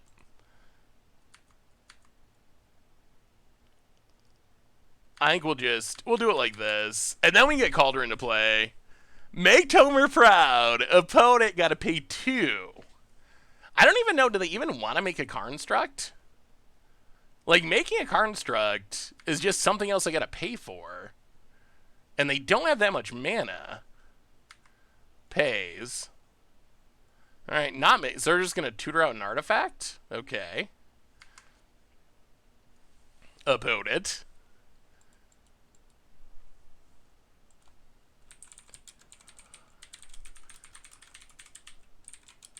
Why is complete misspelled? That is a good question that I do not know the answer to.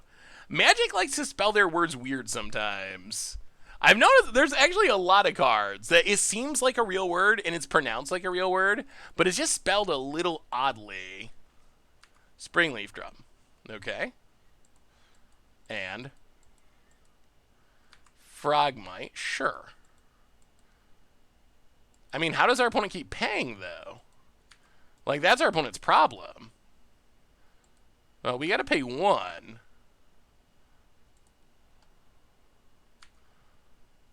We will Stoneforge Kaldra in honor of Tomer.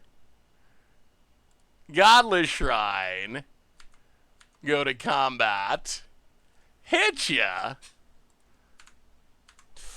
Does Kataki count as a do you pay the 1 card? How many creatures do you normally want in a Coco deck? You want to have as close to 30 hittable creatures as possible. That is kind of the normal goal. 28 is usually okay.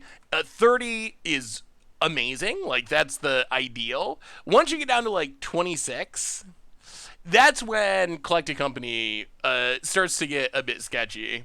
But normally shoot for 30. 30 is the optimal. Yeah, as long as you can hit it. Grist counts too. Like, anything you can hit with Coco. Usually, as long as I'm at 28, I'm fine with it.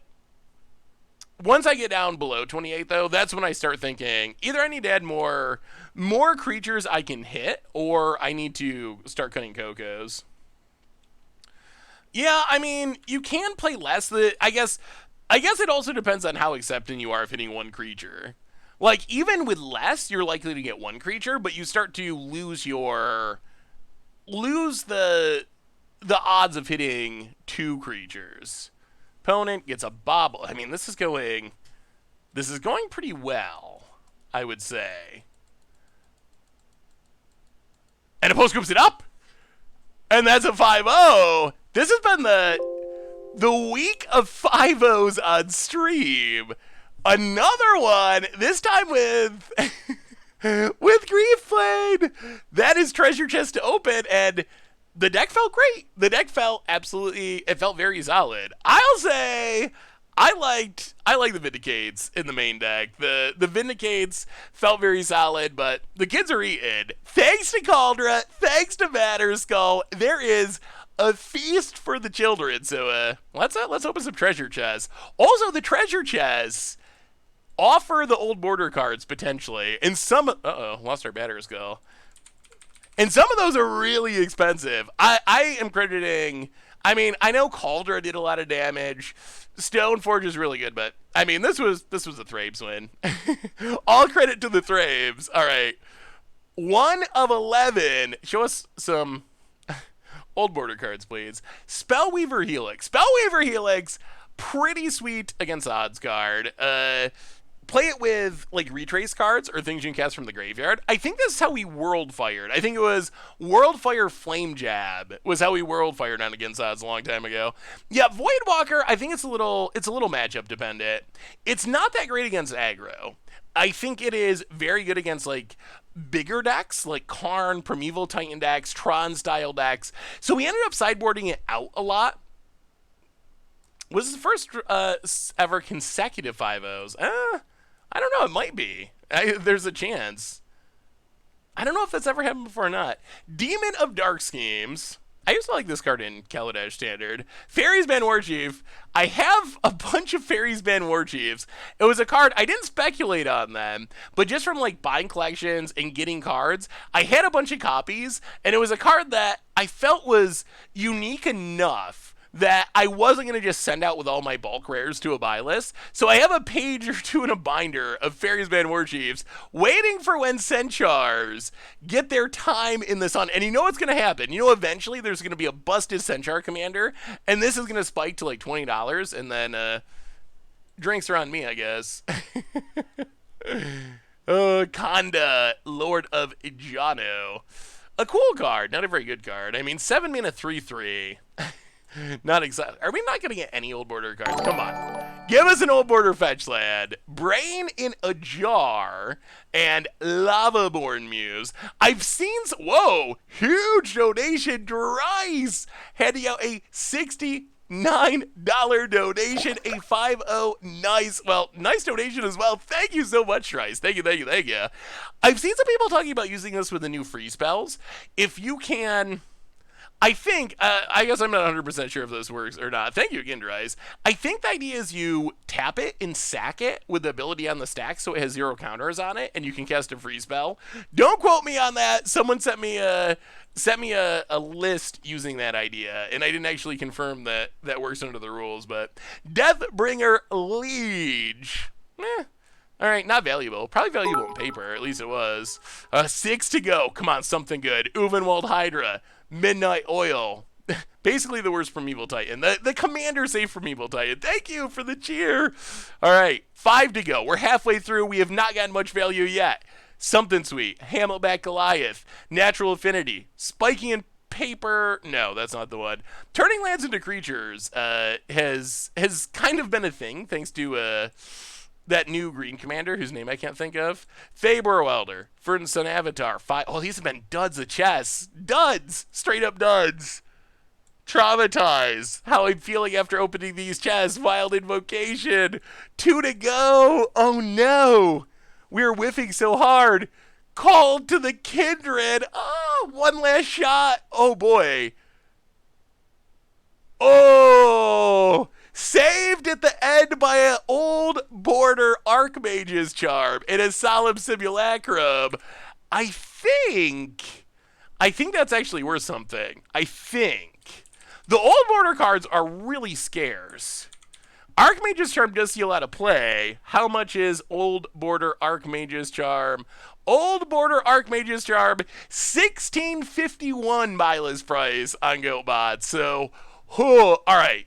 Well, they were not great chests, but that was clutch at the end. Archmage's Charm coming through, and that was Grief Blade. I guess I would definitely recommend this deck. I think that there's still work to be done with the archetype. Should we be playing more Thraben Inspectors? Voidwalker, main deck, sideboard, something else altogether. Tonight in our matchups, it wasn't all that good, but it is really good in other matchups. Geralf's Messenger. You could play Liliana's, you could play other things. If you cut it, you have enough blink targets. But regardless, we got to see the main combo being pretty insane of Grief and Ephemerate. That just wins games, and the deck has the ability to grind long, and I'm a believer in the Vindicates. I found the Vindicates to be very solid in the main deck. So Lingering Souls could be another good option. I feel like if I went Lingering Souls, I would also potentially want to have more discard outlet. So I might go like Lingering Souls Liliana and kind of be a white-black Pox style deck. I think another really cool idea, and it would probably be a variation on this deck, but I think you could build a Eldrazi and Taxis style deck. I think Eldrazi Displacer is actually a really sweet option in this deck. Eldrazi Displacer, you have colorless mana, but Eldrazi Displacer and Grief on your opponent's draw step is essentially just a lock if you can make it work. Yeah, I guess the other thing with Grief is for the combo to work, you need a black card to pitch, so you can't go too crazy with the void cards or white cards, or then you're going to end up losing the ability to do what the deck wants to do most, which is turn 1 Grief Ephemerate, win the game. But yeah, so there's tons of possibilities, but I would recommend the deck. If you like Stoneblade decks, if you like janking people out, Blood Moon style early in the game, it kind of mashes all that stuff together in a really neat way. So, all right, I think this might be a two-parter. There's no way we're gonna finish a whole nother league. So Voidwalker. Voidwalker, it didn't suck. I think it's very good. We just didn't play the right matchups for it. It's not very good against aggro. And we played against a lot of humans decks and other, like, Stoneblade style decks. We didn't play against any Karn decks. We didn't play against any Primeval Titan decks. So the power of Voidwalker, it's really good against graveyard decks. Like, that's an upside. We didn't play against any graveyard decks. It's also good against decks that just have big things, because it's another, like, jank 'em out card. You play against Tron, you just, like, play this, Thoughtseize them, play their Karn, you win the game. So we just didn't have the right matchups for it. It's still fine. In Graveyard Hate does hit in a lot of matchups, so I don't know if I'd cut it from the main deck. It just didn't end up being the right matchups for it to really shine, I would say. So, yeah, it would be sweet with ninjas. So I think we're not going to have time to do a whole nother league, but we can do a game or two, and maybe we'll finish it up on Monday or revisit it. But the second deck we want to look at is this wild Rockrick domain deck, and this combines together two things that we wanted to do, which is play General Ferris Rockrick, also check out the new domain stuff. So what is this deck trying to do? What is the plan of this deck? The plan is twofold. First, you can see no one drops. We're a Chalice of the Void deck to hate on the free spells and apparently Affinity. But the real plan of this deck is we can use a Triome from a fetch land and a shock land and a fetch land to be able to play either Scion of Draco or Territorial Kavu fully powered on turn 2. The other thing that I can do that is absurd is play General Ferris Rockrick, which when we cast a multicolored spell makes a 4/4 and then followed up with Bloodbraid Elf, maybe cascade into, I don't know, Shardless Agent, maybe cascade into Territorial Kavu, and just make a whole bunch of 4/4s and win with one single attack after making this huge board full of golems. So that is Rockrick Domain. That is our second deck, and I think we might as well play some games at least. Let's play a game or two and see how far we get before we run out of time tonight. And then I don't know. We'll see. We'll either finish it up on Monday or just do it again. But I think this deck looks sweet. I will also update the deck list. Boy, we've been on a winning streak. Is Lightning Helix better than Prismatic Ending? I feel like in the context of this deck in specific, yeah, we also have Curse Totem to shut down creature combos. I think that because our deck cares about multicolored spells, I would say yes in this deck. I think Prismatic Ending is a good card, but because we just really care about multicolored spells in specific, I would say that in our deck, we want the multicolor spell. We went 5-0 with the last one, Rinswin. Is Cascading in a Chalice on 0 a whiff? In the matchups where we would bring in Chalice, our goal would be to put it on 0 anyway, in general. So I think in the matchups where we would sideboard in Chalice, we're probably happy with it. You could play Niv in the deck. I think the only question would be, so we have... do we have enough different colors? We have a Gruul card. We have a Simic card. We have another Gruul card. We have a Boros card. So, like, I guess our best Niv would be a draw 3. Because this isn't a hit. I think that you could build a Niv deck that played a lot of these cards, but I would probably want to rebuild it a little bit and try to get more colors in there. I did see there was actually a... Let me see if I can find it. There was actually a deck list that someone 5-0'd with that was sort of similar to this, but was a Niv list. This Niv Delight list. So this is playing General Ferris Rockrick. Omnath, of course, but it's kind of playing Rockrick in the Niv shell, so it doesn't have the same Cascade shenanigans and whatnot, but there are options to play Rockrick in a straight-up Niv-style deck. Mist Hollow Griffin Subtlety. Ooh, that's spicy. We haven't seen Mist Hollow Griffin ever really work in Modern. Huh. I have not heard anyone talking about that. I mean, I guess, so the synergy is really cool. It's a way to get around the downside of exiling the card to Subtlety. You kind of get to do it for free to evoke it, which is sweet. I mean, I guess it's still just a 3/3, but still. Huh, that's actually really cool, Tiki Man. That's something that I haven't seen anyone doing. That's actually a really sweet idea. I think that could actually be a thing that worked. We have a new donation from Card Conduit. Ooh, and it's almost domain time. Card Conduit, $10 donation brought to you by our sponsor for when you are lazy AF but still want to sell your cardboard for decent money. I mean, I don't think that's the official card conduit slogan, but that actually would be a pretty good slogan. because that is part of what card conduit offers. Is getting a 4-mana 3/3 flyer relevant? Eh. I mean, eh. It's not relevant. It's better than not having a 3/3 flyer. It's not super busted or anything. That's for sure. You're not. Well, okay, we gotta think about this.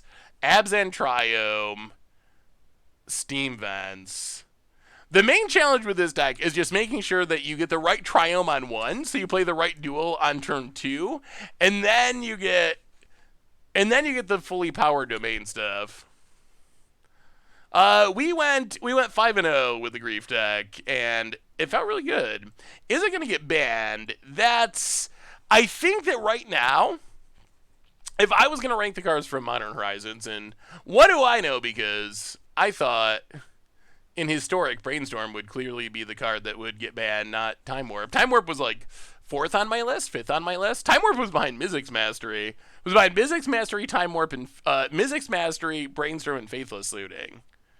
And maybe Memory Lapse. Memory Lapse was somewhere in the same range, but so I would say that as far as Modern Horizons cards, the two early leaders for potentially drawing heat from the BNR list would be Urza Saga, number 1, and then Grief would probably be number 2. Going into set release, before we got to play with the set, I had Grief number 1, but I think now that we've actually got to see the set in action, I think we just Kavu. That's actually a faster clock. But now that we've gotten to see the set in action, I think that it is the other way. Grief is still on there. It's still on there, but ooh, Murktide Regent. So what do you want to see next week? Next week, I'm definitely talking about. Well, I'm not calling for bannings. We were just talking about the possibility of bannings. How much do we care about Arreo?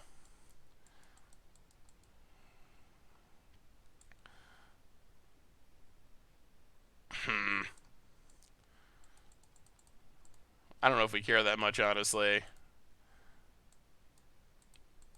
Yeah, let's just stomp them. Let's just, like, what are you gonna do? I mean, we got a 5/5 and a 4/4.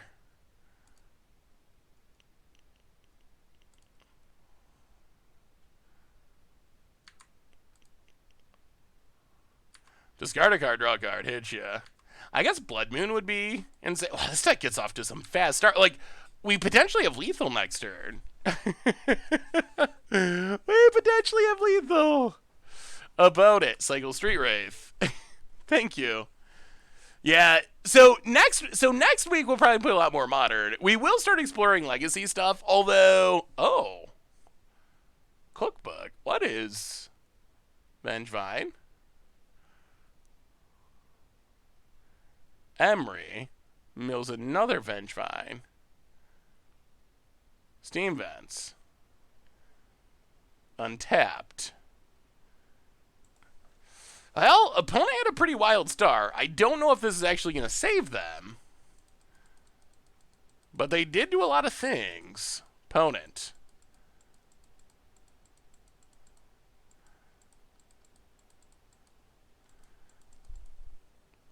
Thinking. Wow, this would be a matchup where Voidwalker would be insane. This is just a Cascade Domain. Opponent. Thinking if and how they should attack. Another Tribal Flames would be nice. So close to closing this game out. Yeah, first strike might matter. Opponent passes. We draw land.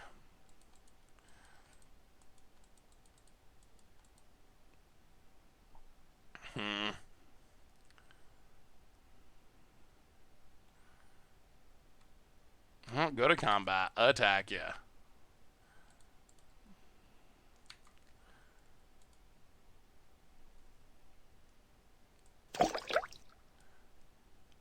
discard, draw. Kavu is pretty decent. Ooh, Rockerick. Might be too slow, but we found it. Maximum Magic! Welcome to the Fishbowl. Thank you so much for your subscription. Big soup cheer for you. Thank you, thank you, thank you. Opponent. Huge blocks. So we will kill...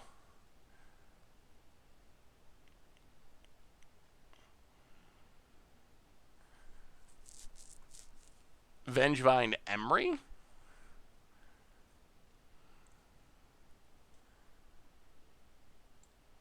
Actually, what does Emery even do? Vengevine Neonate.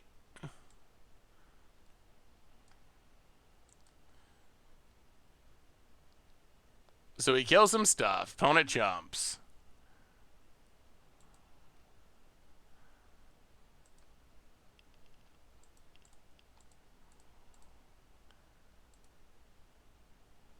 Play another Kavu.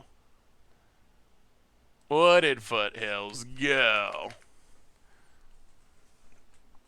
About it. Yeah, I was kind of hoping that we were going to be able to win with Flames this turn. Well, I guess that's something our opponent can do with Emery. Opponent discards an Ox. Huh. I mean, I guess our opponent's kind of going off with their shenanigans. Opponent Ox draws some cards. I mean, just hitting with this Draco is lethal at the moment. Asmore. Yeah, they drew into Asmore, and that Asmore, jeez. That keeps our opponent in it because they can sack the food. Opponent's not going softly.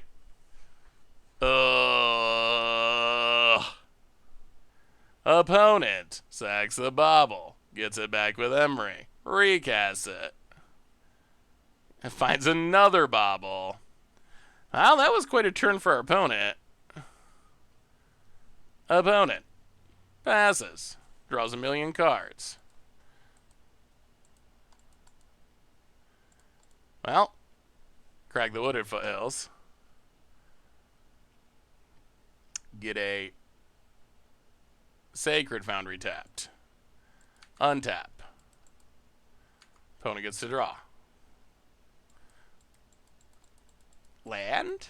Opponent gets to draw.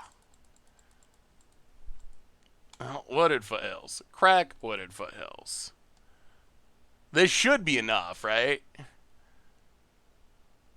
Mountain. Red, white, blue. Mantis Rider. So opponent can kill a flyer, but they can't kill both flyers. They can't crack a food. Yeah, Asmore has proven to be a very good modern card. Yeah, this is two very much Modern Horizon 2 decks going at it. Hey, see you, Solly Sal. Thanks for hanging out. We will see you Monday. Next stream on Monday. Get in, hit ya.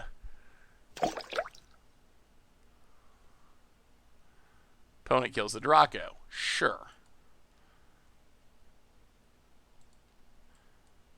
Takes 3, and then 5-mana bird spell, and that should do it.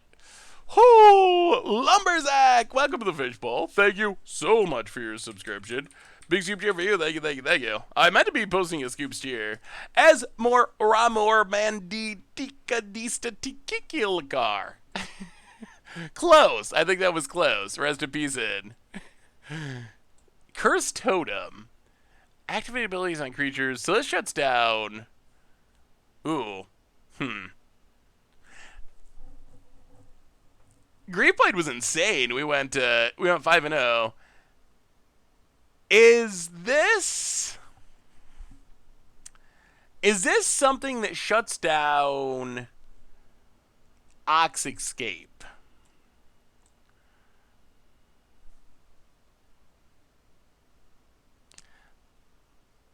I'm not sure if that works or not.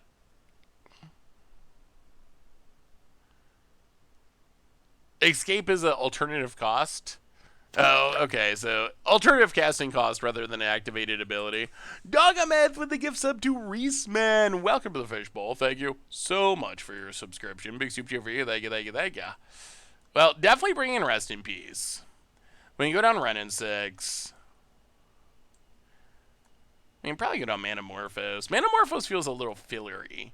Like, it's not bad and it's good with Rockerick, but it's not necessary. Does Curse Totem even do enough?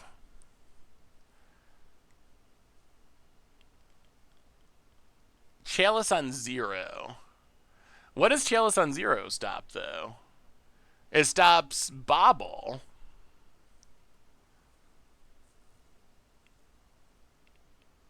I guess it does stop Esmore, yeah. Huh. I feel like Rest in Peace. Yeah, maybe we... Alright, let's try just Rest in Peace for now. Rest in Peace, but not the other options for now. And reevaluate for game 3. I feel like Rest in Peace is our best card. Ooh. Huh. Yeah, that doesn't do what we want to do. We'll mulligan. Well, this will keep. Put a Mantis Rider at the bottom and see if it's enough. See if it's enough. Opponent. So goes the Street Wraith. Yeah, that is a risk. We can't just go super crazy bringing hate, or our main game plan will not be able to be executed. About it. Cracks Arid Mesa. Drawing the other reason to leave in Manamorphose is they can potentially cycle into Rest in Peace. And I feel like Rest in Peace that is our bomb. That is the best thing that we can hit in this matchup. That locks down everything our opponent's doing. I haven't actually played against this version of Asmore Vengevine stuff. Well, crag this. Get a Indith Triome. Indith Triome, Steam Vents. Oh, alright. Steam Vents. Kavu. Go. Kavu's quite a card. 5/5 for 2. With 2 relevant attack triggers. Have you thought about Naya Enchantress deck centered around Blood Moon? Enchantress is high on my to-do list. I've messed around with a couple builds. I haven't tried a Blood Moon build yet. But yes, Enchantress we're going to be playing Enchantress sometime soon. I don't know if it'll be on stream or it'll be on YouTube, but Enchantress is coming soon one way or another. Because it's another archetype I'm really excited about. Have you seen Absent Grief Blade that runs 4 Rhinos? Ooh, I have not, but that would combine together 2 of my favorite things in Magic: janking people out and Siege Rhino. That sounds fun. All right. Arreo gets back Vengevine. About it. Passes.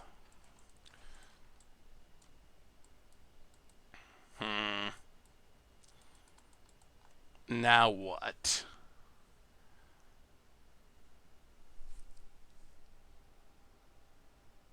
What do we do? Are there any tribal decks in Modern? Elves and Merfolk and humans are probably the most popular, but there's also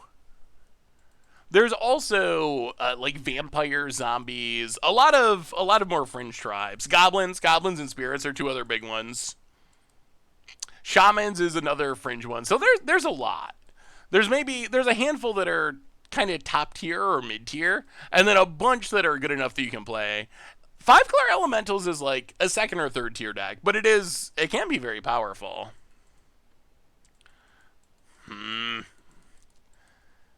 We could try to Cascade into Rest in Peace. I think we're going to Cascade. I kind of want to use our mana efficiently.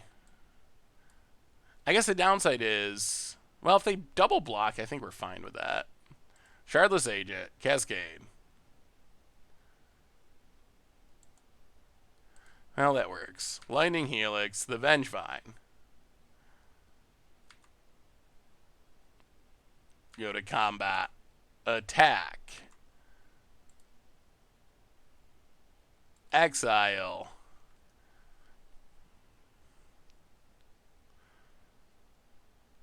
I guess it's got to be Ox. They probably can't get back the Vengevine anyway. Podit takes their beats to 11. Yeah, Shardless Agent's sweet, and Kavu's sweet, and I kind of like where we're at the moment. Exile the Vengevine? Yeah, I think that's a tough decision. It's a really tough toss-up. I think the argument for not exiling Vengevine is if we Draco, Vengevine doesn't do much anyway. About it. Passes. Well, let's Mantis Rider. Go to combat.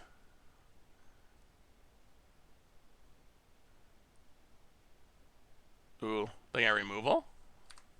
No. Oh, now we get to exile Vengevine. Oh, Kavu power! Oh man, Kavu's winning that game! Kavu's so good! Eat the Ox, eat the Vengevine? Opponent going to bolt the Mantis Rider, sure, but I mean they're getting picked apart. Their graveyard's being emptied. They're getting beaten down by Territorial Kavu. They're nowhere near casting enough spells for Areo. Opponent sacking the food in desperation. Well, Bloodstained Mire go, but it is looking... Kavu is dumb. That's another card that, if you haven't read Sam Black's article on Star City Games about working on designing Modern Horizons 2 as like a contractor, you should read it because I'm pretty sure that this was another card that was on his list of cards that he said that he had to suggest that they nerf. Like, I can't remember. From what I remember the article, he couldn't remember exactly what its original ability was, but it was. I think he said raw card advantage, so it must have been some sort of like attack, discard a card, draw a 2 type trigger like Gallia or something. But there was a surprising number of cards on the list. If you read the article, that Sam was like, he said that he told them basically that they needed to nerf. So it's actually a really interesting article to read if you're interested. Yeah, there was more than just Kavu. Like, the whole article, not every single card, but most of the cards in the article was Sam being like, hey, this card was originally way more busted, and my advice was to make it less busted, and that's how it ended up. Squirrels and Kavus and a whole bunch of different cards. But it's a really interesting read if you're interested in the design of Modern Horizons 2. But I mostly was just blown away by how many cards he said were like even better when he got there and started like helping doing testing, and he had to say, you know, in my opinion, these need to be toned down a little bit. I really want to know what broken squirrels were. Like, I want to know what made squirrels so broken they had to be nerfed. Oh, let me see if I can find it and link it.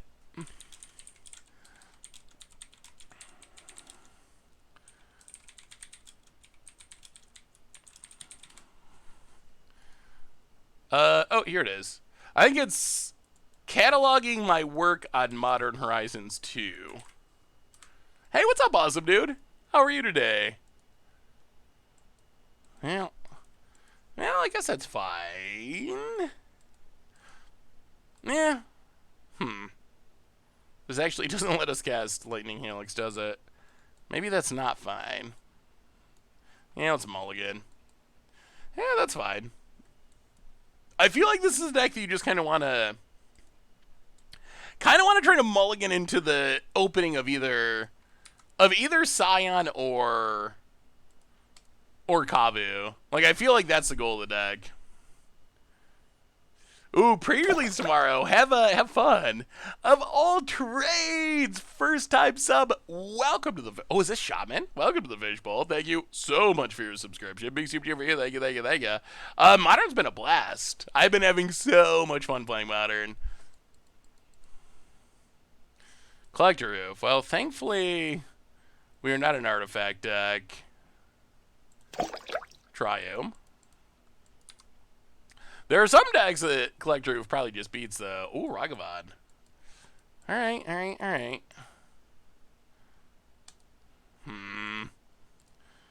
Well, I guess we gotta kill... Actually, can we just Draco? What happens if we Draco? There's no way they're gonna be able to kill it. Yeah, alright, let's Draco. Well, worst case we get hit by Ragavan, and that's not the end of the world. Oh, I didn't think about that. Opponents kind of non-bowing themselves. Oh, that is awkward. About it. Yeah, Cascade will still trigger. Because it's a triggered ability rather than a activated ability. I think the deck list is updated, isn't it? Did I not? Oh. Yeah, hang on. Okay.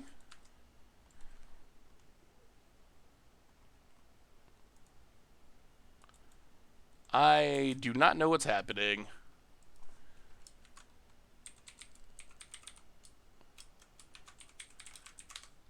Alright, deck list should be updated. Okay. Well, go opponent, I guess. Gets in, hits us. Gets a treasure they can't use. Steals a Bloodstained Mire that we kind of did want. Down to 13.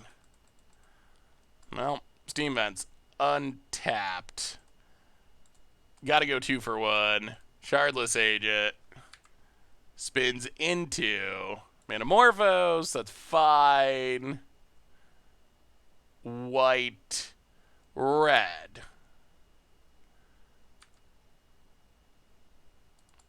And Helix the... What are we helixing? What is our opponent's deck doing? Hey, let's go Ragavan, I guess. Oh, if our opponent's playing Blood Moon, that is a concern. Blood Moon beats us, but we cannot beat a Blood Moon in a million years. No. Like, Blood Moon and we just scoop, basically. It's almost impossible for us to beat. Opponent, combat. What do you got? Yeah, it's kind of a weird... Yeah, it's definitely zoo adjacent.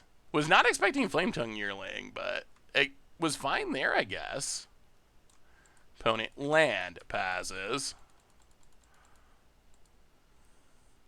Well, I think it's Rockrig time. We should be able to survive another turn. So play Rockrig. Play the land. Pass the turn. Next turn we can start making 4/4s. Stay on defense. Trust that Rockrig is going to take this over. Only 2 cards in our opponent's hand. Oh, I'm sorry, Zam bitches. That's... very weird.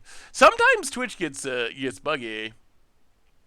Well, if you have a message, I'm looking for it now. Also, welcome to the Fishbowl. Thank you for your subscriptions, Zam bitches. Big soup cheer for you. Thank you. Opponent gets in, hits us. Yeah, let's actually just chump. I feel like we're gonna make hopefully a big board of 4/4s here. So we just want to keep our life total high. Crack this. Get a Triome. Untap. Ooh, the Kavu 2.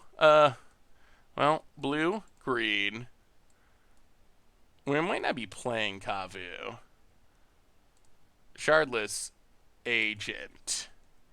Make a 4/4. Cascade. Into... Oh, so it's saying... A Kavu. Make a 4/4. Oh, Rockrig, so good. Graduate high school tomorrow. Congratulations, Adaro. Yeah, my littlest sister is graduating high school this week as well. Congratulations. That's super exciting. No attacks. Pass the turn. Yeah, Rockrig goes off. Like, that was insane. That was, have a Rockrig on the battlefield, cast a single Shardless Agent, make 8 power worth of golems. Like, that was it. That was all we did. We didn't do anything else. Them bitches. Oh, there it is. Welcome to the Fishbowl. Thank you for your subscription. Big super for you. Thank you, thank you, thank you. If you gotta say, check this out. Luris Tron build I just made. Had to do it for the memes. That is a ridiculous idea. I love it. That sounds hilarious. I mean, it actually... I mean, there's no card, obviously, but it actually doesn't look that bad. Like, Hangerback, Stonecoils, Walking Ballista. We've gotten people with Gelatinous Genesis before. Torment Hailfire. It sounds hilarious to say... It sounds absolutely hilarious to say Luristron, but the list actually looks reasonable. I like it. And welcome to the Fishbowl again. Thank you. Now, attack, attack, attack, attack. Loot. Away the land. We have another new donation from Moonmark. Ooh, Bloodbraid 2. How's the Grief and Ephemerate deck? $3 donation. Thank you so much. It killed it. It absolutely killed it. We went 5-0, opened a bunch of treasure chests, fed the kids. So yeah, it was really good. Really, really good. It'll be up on the replay YouTube tomorrow.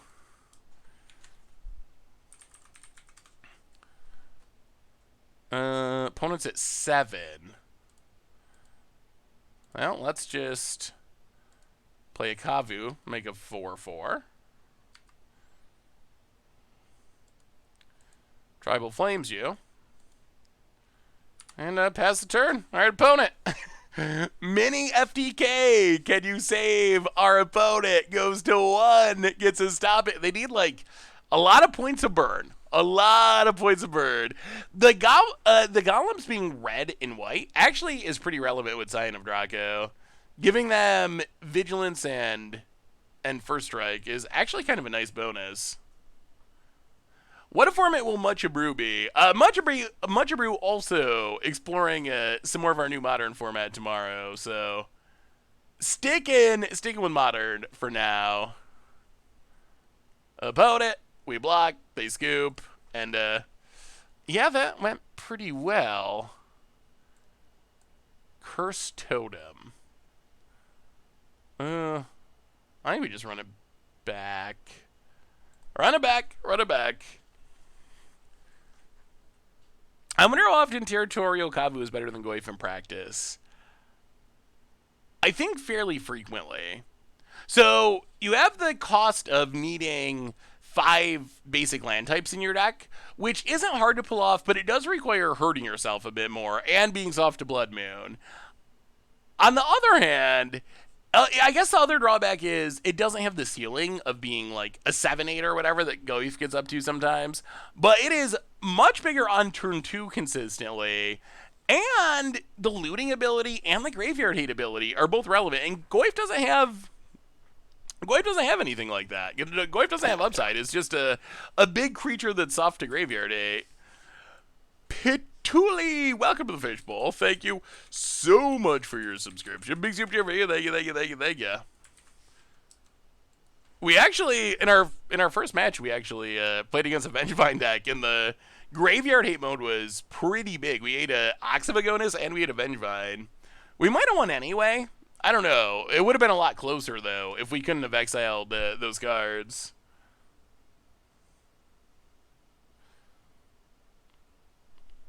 I guess this is okay. So we don't have our big turn 2 play, but against our opponent's 1-drop deck, having Lightning Helix seems pretty good. Oh, please don't Blood Moon us. Please don't Blood Moon us. Is there a way to suit user submitted decks by user and or cards included? There is. I will give you a brief tutorial. Hang on just a second.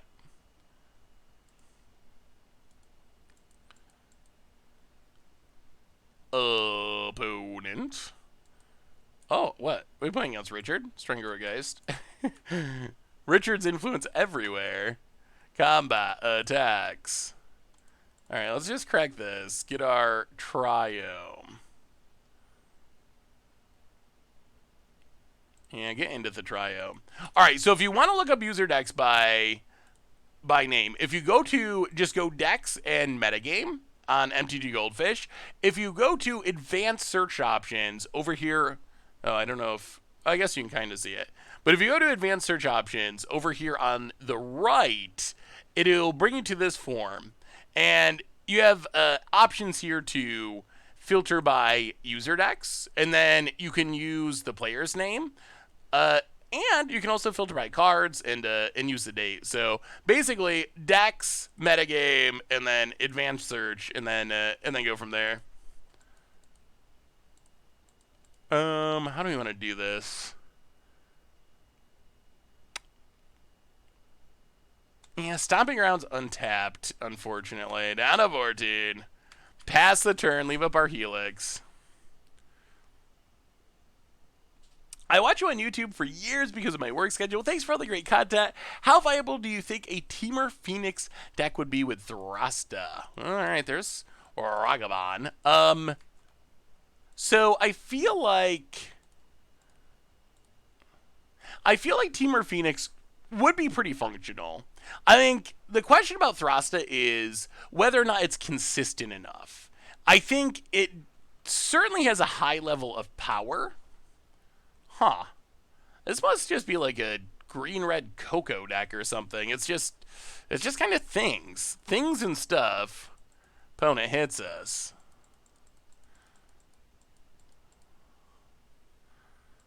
Well, Sign of Draco's big.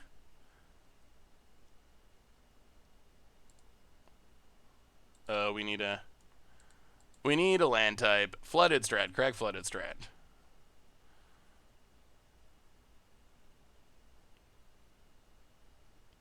Triome. Draco. Pass the turn. Have some defense. What's your opinion of Stranger Things in MTG? Personally, I'm rather indifferent about the Universes Beyond stuff. It doesn't really bother me. I hope Wizards uses a light touch, I would say. And I am a little worried that they just go crazy with this stuff. Oh, alright. Well. Yeah, sure. I mean, that is the card we can't beat, and that makes me very scared. We don't even, like, really have a plan for this. It's just, like, if our opponent plays Blood Moon, we scoop.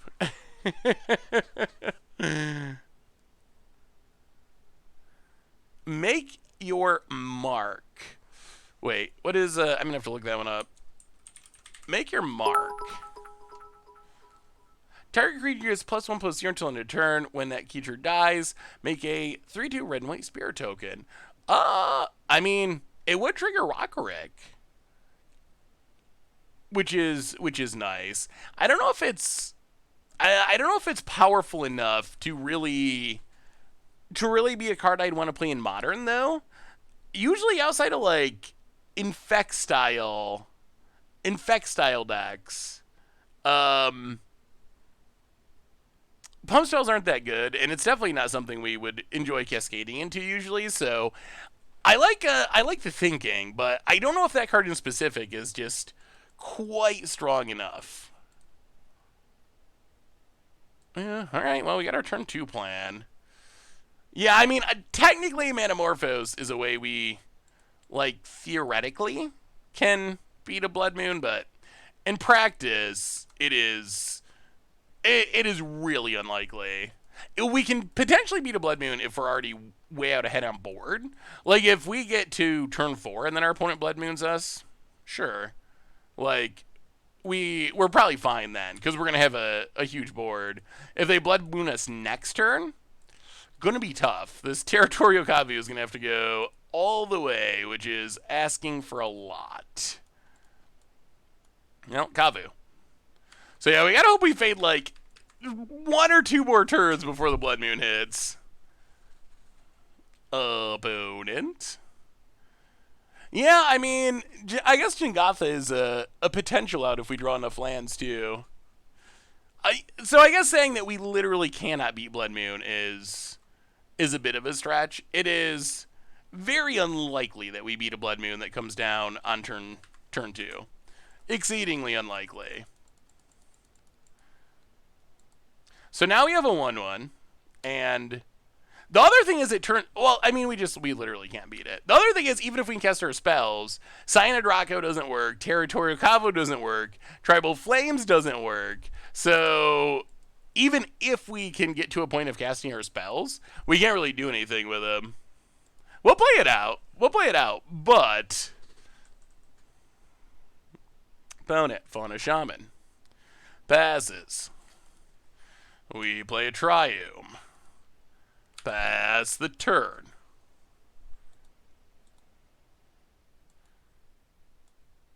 Oh, okay. I'll get Jingatha. All right, I will. We will play it out. We'll get the Jingatha. About it. Kills the Kavu. About it. There's a Blood Moon. All of our lands are mountains. So we're playing it out for the fun of it to see if it's possible to beat Blood Moon. But in general, my advice would be if your opponent plays Blood Moon, unless you have a really unique situation or you're far ahead on board, I don't think you can beat a Blood Moon with this deck. I think that's the cost of the deck. You get a lot of power. You get a lot of power from playing the 5-color mana base. That gives us our turn 2 Kavu, our turn 2 Scion, but it also punishes us. And I think that there should be punishment. Like, if this deck is going to get turn 2 4/4 flyers and 5/5s, I definitely think that Blood Moon should hate on it, because this deck could be really dominant otherwise. It gives us colors, but it doesn't give us land types. So it's like, theoretically, we can cast stuff, although I think in practice we have to chump block Questing Beast. But because our deck specifically cares about land types, and like Territorial Kavu, Scion of Draku, many of our best cards care about land types. Even if we can cast our stuff is pretty bad if everything is mountains. Opponent goes attacking. Well, alright, sure. We go to 2. We got a bolt. Alright. Yeah, so, I mean, that's just one of the drawbacks, I would say. Like, so I think this deck is sweet. We only got in 2 games with it, but when it comes down to it, it's a deck that it's greedy. It's a greedy deck. It's a deck that has an absurd amount of power, but that power comes at a risk. And I think that's how Magic should be. Like, I think you want your decks to have, if your deck is going to be powerful, I think there should be counterplay that makes it risky. So, yeah, maybe the sideboard, I guess it depends on how much Blood Moon is seeing play, but maybe the sideboard, maybe the green force, we might have enough green cards to make it work. But maybe this build is not playing any potential answers to Blood Moon, so that might be something to consider, the green force or something. But good against the Saga decks as well. Yeah, I mean, I guess there's probably close enough to enough spells, and it doesn't get in the way to Cascade, so that could be a good sideboard option. But on that note, everyone, so what do we learn tonight? I think that's gonna be the end of our domain stream for now, but we'll do more domaining in the future. So we went 1-1 with domain. We went 5-0 with Grief played, and the deck felt really good. I think the domain deck is good too, but we saw like the absurd power in the third blowout and the absurd Blood Moon blowouts. But on that note, Thraben Inspector, All glory to the Thraves. On that note, that brings us to the end of our stream for tonight. But next week, plan on doing 3 streams: Monday afternoon, Tuesday afternoon, Thursday night. So in the meantime, reminders: replay YouTube. If you missed the 5-hour any old streams, you'd find them there tomorrow. More Modern for Much and Brew, and a reminder that our sponsor tonight is the ever awesome Card Kingdom. And I don't know, maybe you need some magical cards. You can get them over at cardkingdom.com. Even get a free MTG Goldfish sticker. They got Batter's Calls, perfect for the, wow, actually Draco too. They got all the cards we were playing tonight, essentially. You get them there and more over at cardkingdom.com. So thank you to Card Kingdom for supporting the show. Most importantly, thank you to all of you. Y'all are amazing and awesome and spectacular, and I love each and every one of you, so thank you so much. Like, seriously, everyone, for hanging out, for being awesome. I appreciate y'all. Have a great weekend. Have an amazing night, and I'll be back Monday for some more fun. So until then, have a great night, everyone, and I will talk to you soon.